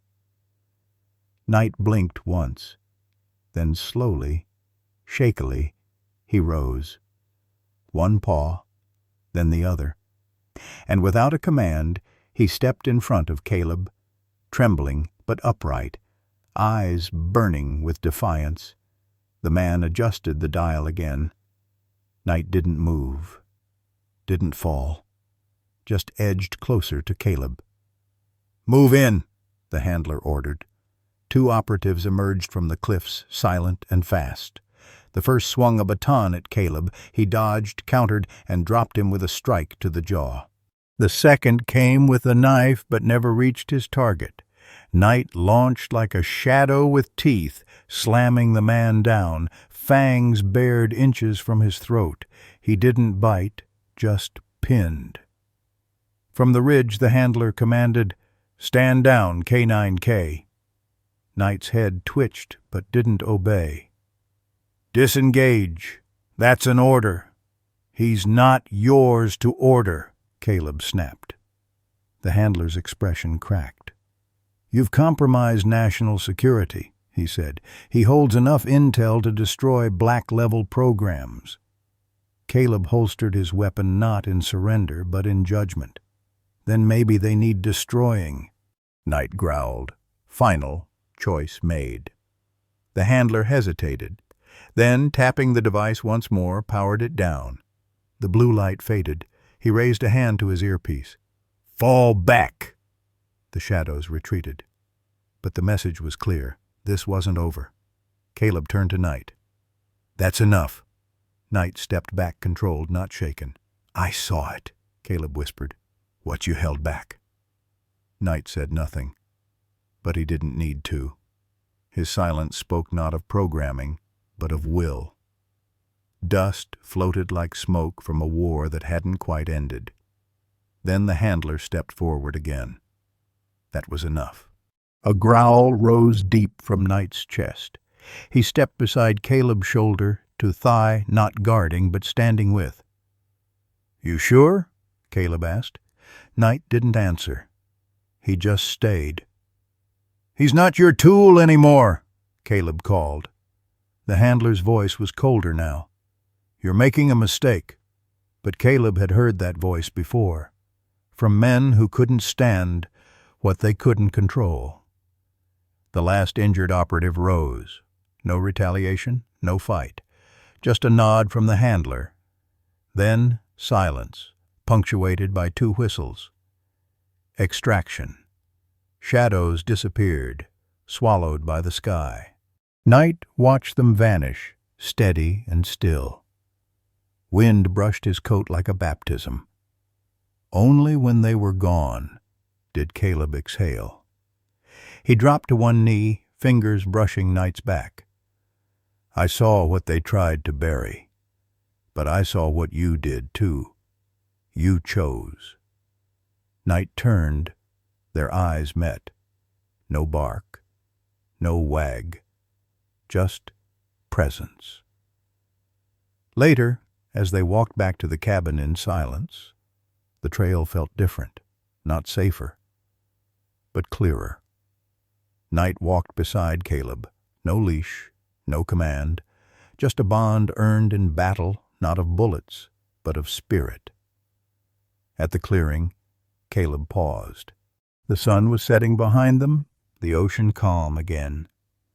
Knight looked back once toward the ridge, toward the ghosts, then turned away, for good. Gravel crunched under Caleb's boots as twilight draped the treetops in golden light. For the first time in days, the air was still. No chopper hum, no shadows on the ridge, just the ocean's distant whisper. Knight walked beside him, not tense, not scanning, just walking, free. At the porch, Caleb held the screen door open. Knight paused, not from hesitation, but choice, then stepped inside. The cabin hadn't changed, but it felt warmer. Where silence had once been heavy, now it felt shared. Knight curled up on the old blanket, not braced, just resting.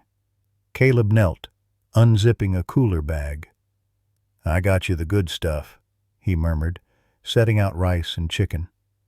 Not rations, not orders, just dinner. Knight sniffed, then began to eat, slowly, steadily. Not surviving, living. When he finished, he sat in front of Caleb and let out a soft sigh, like someone realizing they could finally rest. Caleb extended his hand. Knight pressed his head into it, no command, just trust. Later, under moonlight, Caleb found an old rubber ball from his Navy days. He tossed it lightly outside. Knight hesitated, processing, then jogged after it. Not for duty, for himself. They played beneath the stars. Slow throws, quiet joy. No drills. Just a man and a dog. Night eventually stretched out nearby, paws twitching, not from fear, but dreams. Caleb whispered, "You look different tonight." Night didn't move, but his ear flicked toward the voice. He was listening, not as a soldier, but something more. A friend. The next morning they visited a dusty pet shop on the edge of town. No leash. No resistance. Night stayed at Caleb's side like it was where he belonged. Behind the counter stood Linda, a woman in her 60s. "That him?" she asked, eyes wide. Caleb nodded. Linda didn't press. Small towns know how to read silence. Night sniffed the floor, then a bin of tennis balls. Calm, curious. "He doesn't carry fear in his feet anymore," Linda observed. "Not as much," Caleb agreed. Linda disappeared, then returned with a weathered leather collar. "Made it years ago for a shepherd who never made it. He should have it." Caleb knelt. "You okay with this?" Knight stepped forward, bowed his head. "Not submission permission." The collar clicked into place. Perfect fit. The silver nameplate glinted in the dusty light.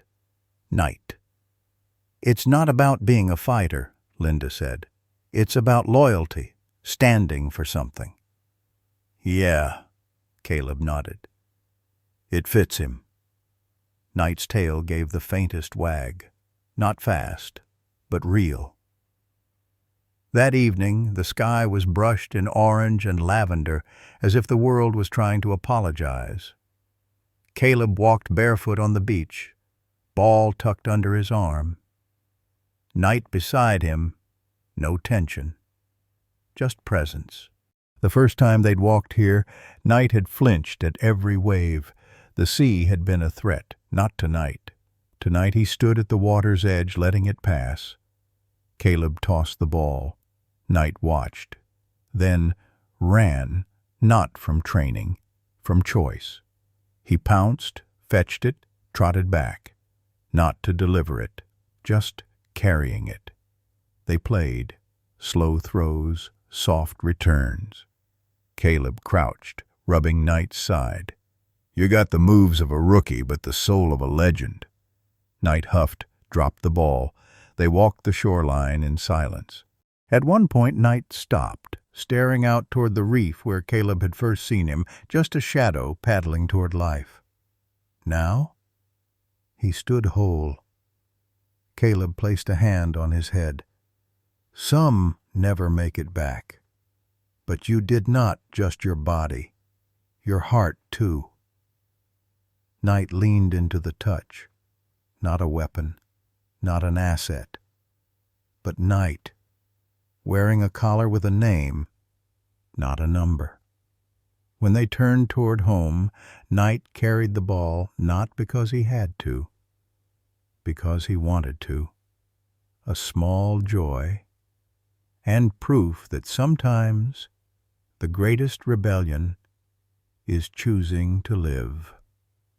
The night was still, too still. Caleb sat at the old desk by the cabin window, a steaming mug of black coffee untouched beside him. Outside, the moonlight glinted off the surf. Knight lay curled up near the fireplace, snoring softly, no longer the restless, watchful shell he had once been.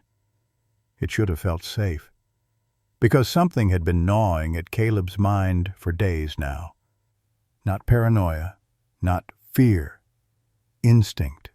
The kind that never fully switches off in men who've spent too long in war zones. And tonight, that instinct told him the story wasn't over. He slid the laptop out from under the false floorboard and wiped the dust from the casing. Still dented at the hinge, still holding secrets no one was supposed to unearth again. He powered it on. The boot-up sequence crackled to life, stuttering through half-broken drivers and outdated protocols. Caleb exhaled slowly, waiting. The login screen blinked once, then again. He entered the credentials. There was a pause longer than usual, then the screen flickered. A command window opened. Access granted Level 3. Clearance. Echo node reconstruct. Caleb leaned in, frowning. That wasn't supposed to happen. He hadn't triggered a scan. He hadn't gone digging. But the system was reconstructing itself files, self-replicating from corrupted backups, like something buried, clawing its way back. The progress bar climbed, glitchy, relentless. He opened the folder labeled Silent Echo, Retrieval Assets. Inside, there was more than he remembered. A lot more. K9K, status, presumed lost. Contact reestablished. K9D, status, deactivated. K9R, status, non-responsive. K9M, status, unknown. K9O, status, compromised. K9N, status, reprogrammed, failure. K9L, status, recovered. Unstable. Caleb's heart stilled. Knight wasn't the only one. He had feared really that the government never invested in a single animal asset. But seeing their designations, rows of them, each one marked with clinical detachment, was like being hit with a second betrayal. These weren't pets. They weren't partners. They were experiments. And at least 3 were still active. He opened one file at random, K9M. Photos, logs, training data. A Malinois, smaller than Knight but just as sharp-eyed. Operative summary.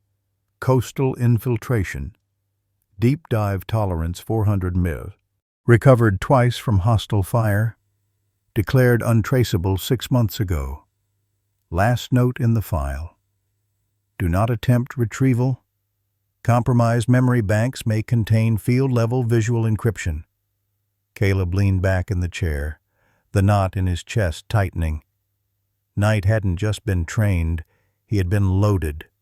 Trained to recognize, react to, and potentially record classified material through scent, behavior, and eyes trained on command-specific targets.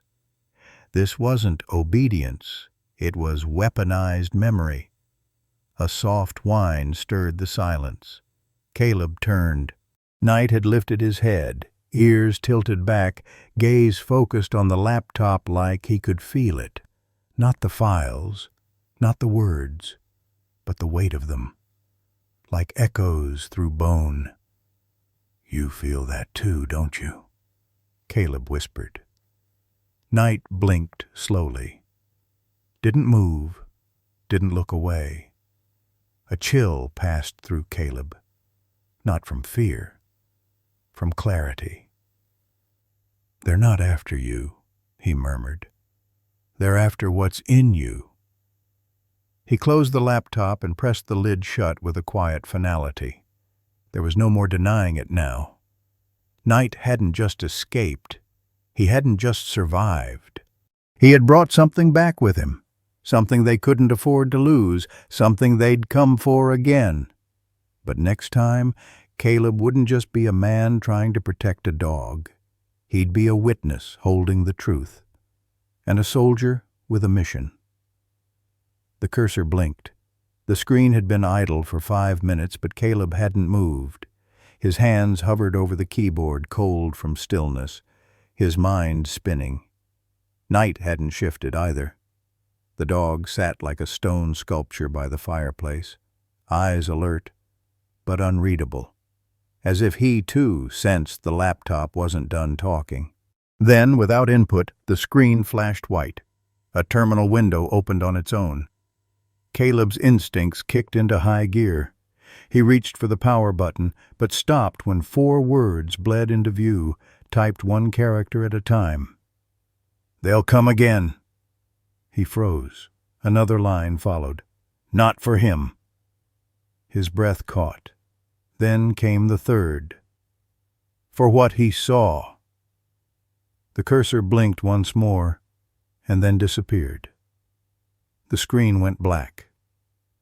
Caleb stared into the void. Not for him, not for the dog. For what he saw. That line repeated in his head like an alarm. Whatever Knight had witnessed, it wasn't just sensory.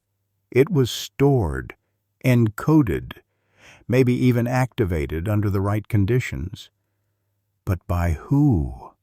How? And why leave a message now after silence for weeks? He opened the laptop again, hands steady despite the rising pulse in his throat. But the folder was gone. The entire Silent Echo directory erased, as if it had never existed. In its place, in the root directory, sat a single file. Visual Echo Move. He clicked. The video began in darkness. A narrow field of view. Movement fast, fluid, disorienting. First-person perspective low to the ground. Wind, water, gravel. Then voices, muffled and distorted as if underwater. The screen jerked. Stopped. A face came into view, blurred, distorted by gear and goggles. But behind the man stood something unmistakable. A steel hatch, half submerged in seawater, labeled with a 3-digit number and no words. Knight had seen this, had followed this man, had watched this door open. And what lay inside? Caleb hit pause. His mouth was dry. Knight wasn't trained just to navigate terrain. He'd been used to record and track high-level installations without cameras, without tech. His mind was the storage. His memory the vault. Encrypted, trained visually. And somehow, somewhere along the way, he had been compromised enough to escape. Now the question wasn't whether Knight remembered. It was whether the ones who built him knew he still did, and if they did, they wouldn't stop coming. A sudden breeze rattled the window. Caleb turned, heart pounding, but it was just wind. Knight had stood now, slowly, padding toward the desk. He sat beside Caleb, gaze fixed on the laptop screen as if he understood, as if the images had stirred something buried deep inside the architecture of his trained mind. Caleb reached down, resting a hand on his head. Knight didn't flinch. "Did you know what you were carrying?" Caleb asked quietly. Knight's eyes met his, unwavering. Not an answer, but not a denial either. "I don't care," Caleb added. "You're not alone in this. Whatever they put in you, whatever they want, you're not going back." The dog leaned gently into his leg. A silent affirmation, not as a handler, not as a soldier, but as a man and a dog, bound by something unbreakable. Outside the wind grew stronger, but inside the cabin, something else had solidified. Resolve. Because now Caleb knew this wasn't just about protecting Knight. It was about what Knight had unknowingly become, a carrier of knowledge, meant to stay buried. A witness to secrets too dangerous for any one being to hold. And they weren't done hunting him. But next time, they wouldn't be the only ones prepared. Caleb sat hunched at the kitchen table, the surface scattered with papers, thumb drives, and maps so old their edges curled like dried leaves. The cabin was quiet, except for the occasional creak of settling wood and the rhythmic scratching of his pencil. Knight lay nearby, head on his front paws, watching every movement, not just observing. studying. It was a stillness that spoke of focus, not tension, like he sensed something was changing. On the table lay the beginnings of something dangerous, a dossier, names, dates, Project Echo, K9K, naval test programs with no public record, a list of handlers, some crossed out, some marked unknown, satellite coordinates tied to offshore structures that didn't exist. Caleb clicked open a folder on his laptop and dragged in the visual files Knight had captured. He paused at one frame the door from the video. The blurred numeric code. He sharpened the image manually, enhancing layer by layer. There it was, 300 Sensvin A. He scribbled it down, then highlighted it. Across the page, in bold ink, he wrote, "This wasn't just surveillance. This was containment." A sudden gust of wind shook the windows.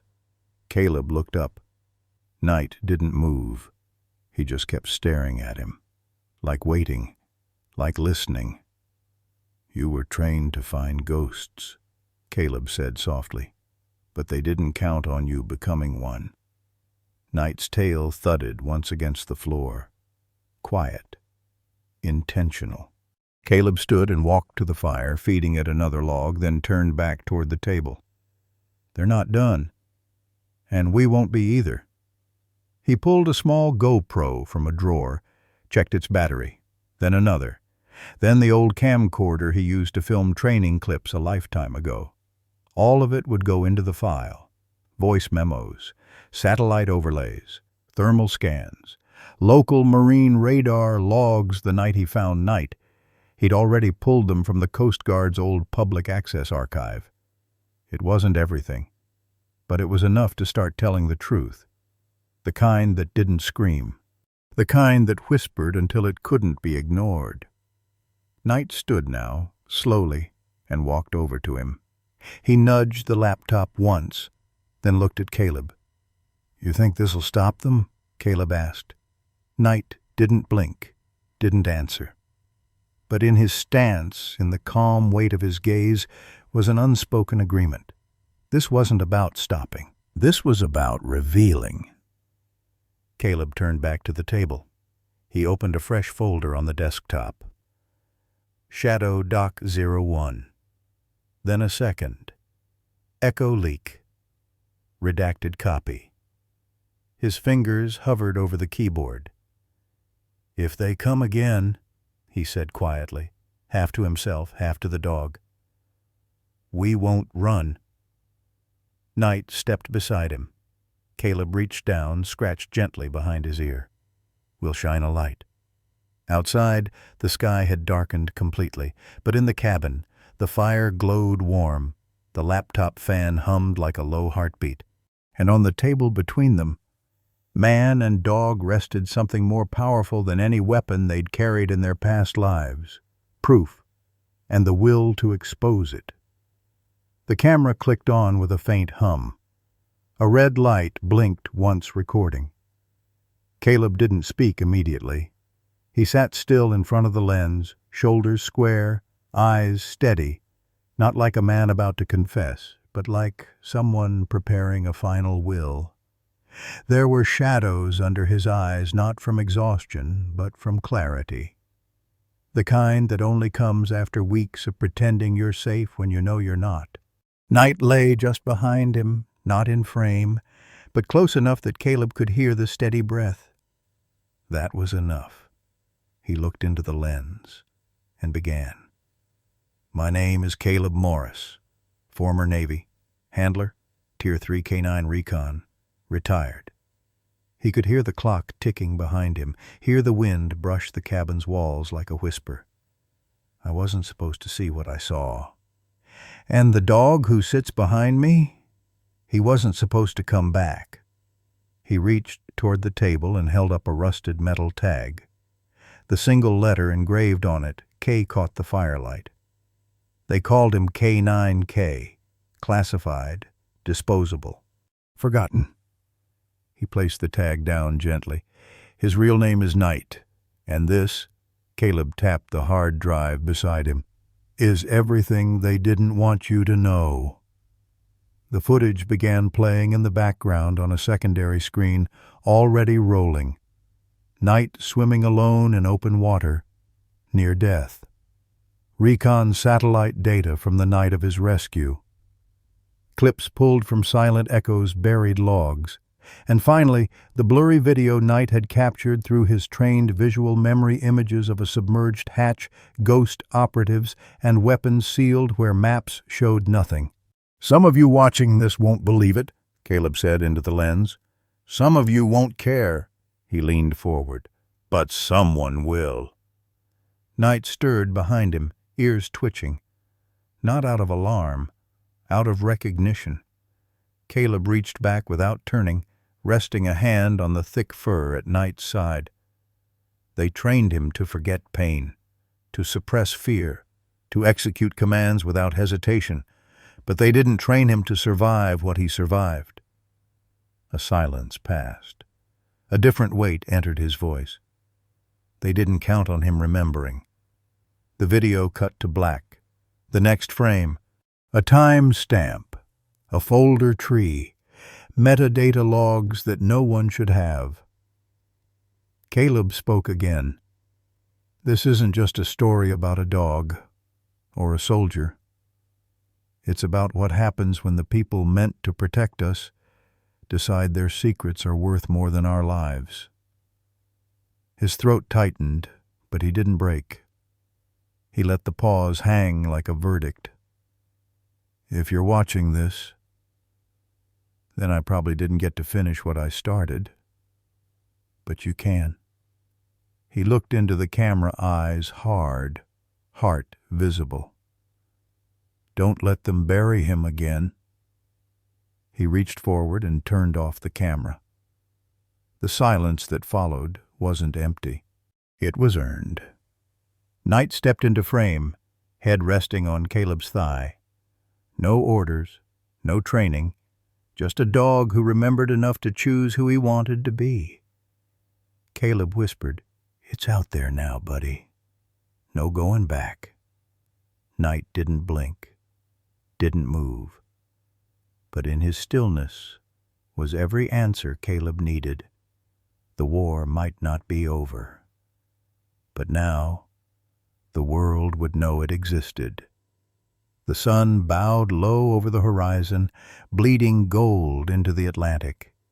It painted the waves in molten amber and turned the salt-laced wind into something softer, almost warm. Gulls circled lazily overhead, their cries distant and faint, like memories fading into the foam. Caleb walked the beach with his boots in one hand, the other resting gently on the back of the German shepherd, trotting beside him. Knight's paws padded through the sand without hesitation.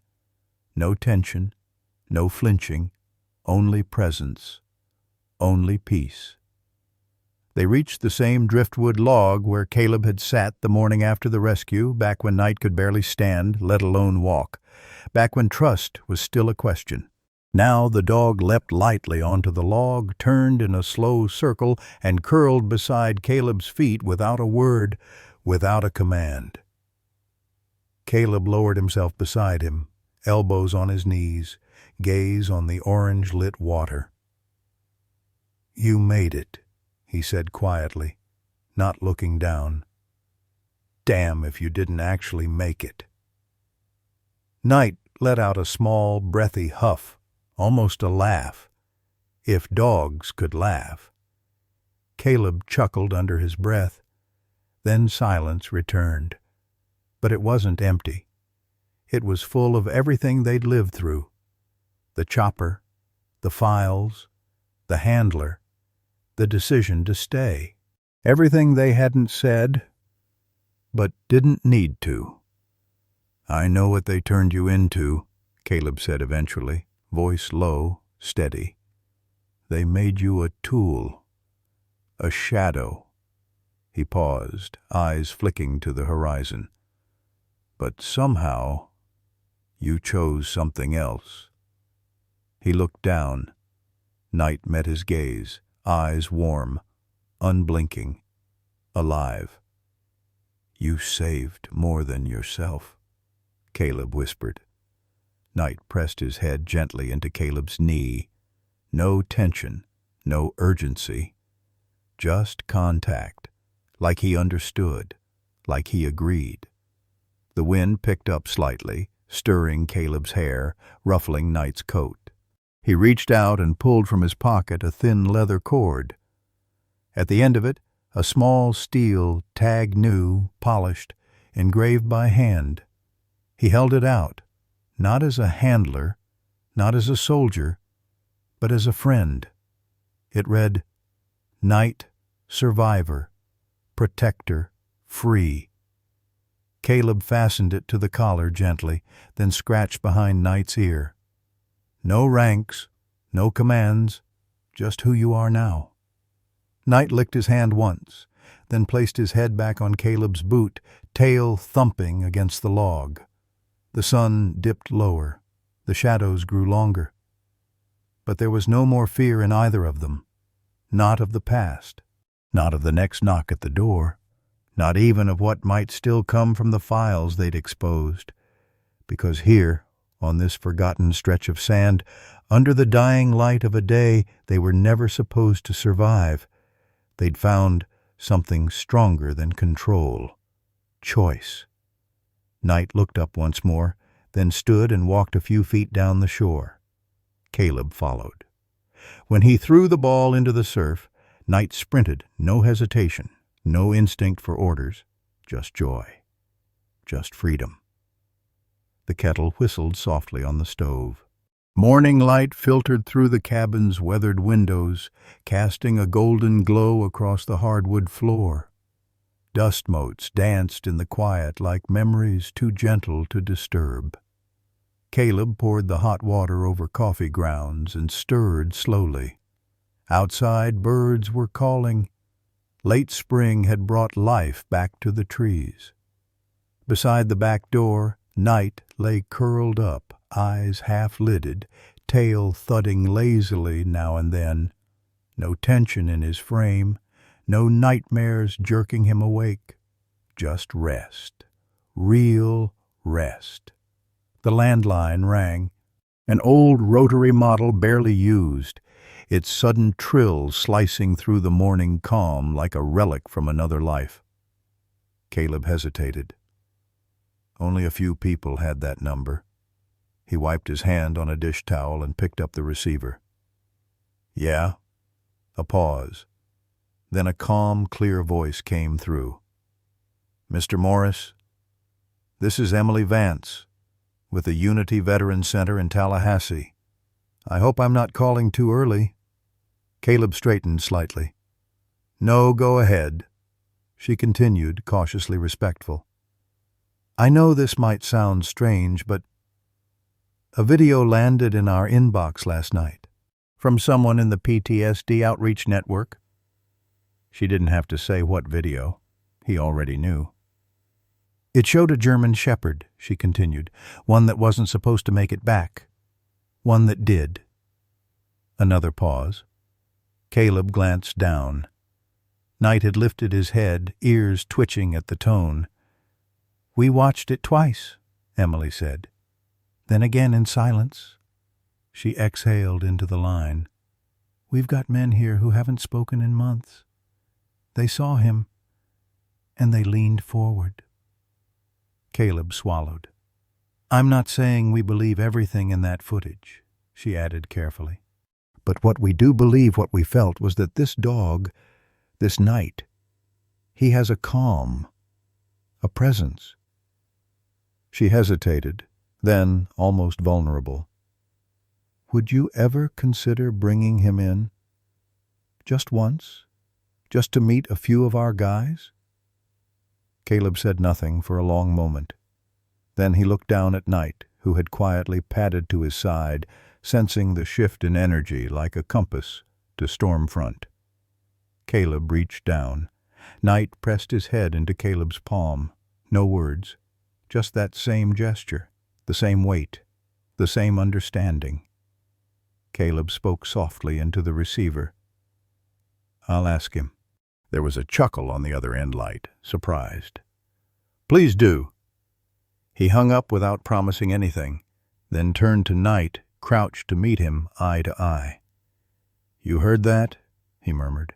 Knight tilted his head slightly, not confused, listening. "They want you to help others now," Caleb said. "Not as a soldier, as something else." Knight didn't blink, didn't bark. Instead, he stepped forward and gently nudged Caleb's hand with his nose once, then twice, a choice. Not a command, not an instinct drilled by a handler, but something real, something earned. Caleb smiled and rested his forehead against the shepherd's. "Okay," he whispered. "Let's go show them what survival looks like." They left the next morning. No fanfare, no goodbye. Just a man and a dog in a beat-up truck, headed toward something new. Not to bury the past, but to plant something better in its place. A mission chosen, not assigned. In a world often too quick to discard what it no longer controls, Night is a reminder that healing isn't just possible, it's powerful. He wasn't born a symbol. He became one through endurance, trust, and the quiet miracle of being seen not as a tool, but as a life worth saving. This story isn't just about survival. It's about transformation. It's about a German shepherd who swam through the impossible and a man who knew what it meant to carry invisible wounds. Together, they reminded us that no one is too lost to come home, and that sometimes redemption has 4 legs and doesn't need words to speak. To love animals, especially dogs like Night, is to believe in second chances, in loyalty without conditions, in the silent, steady kind of courage that doesn't make headlines but saves lives every day. And maybe the most powerful mission of all is to choose love again, even after everything tried to teach you fear. Night chose. Caleb answered. And together, they're not just moving forward, they're lighting the way.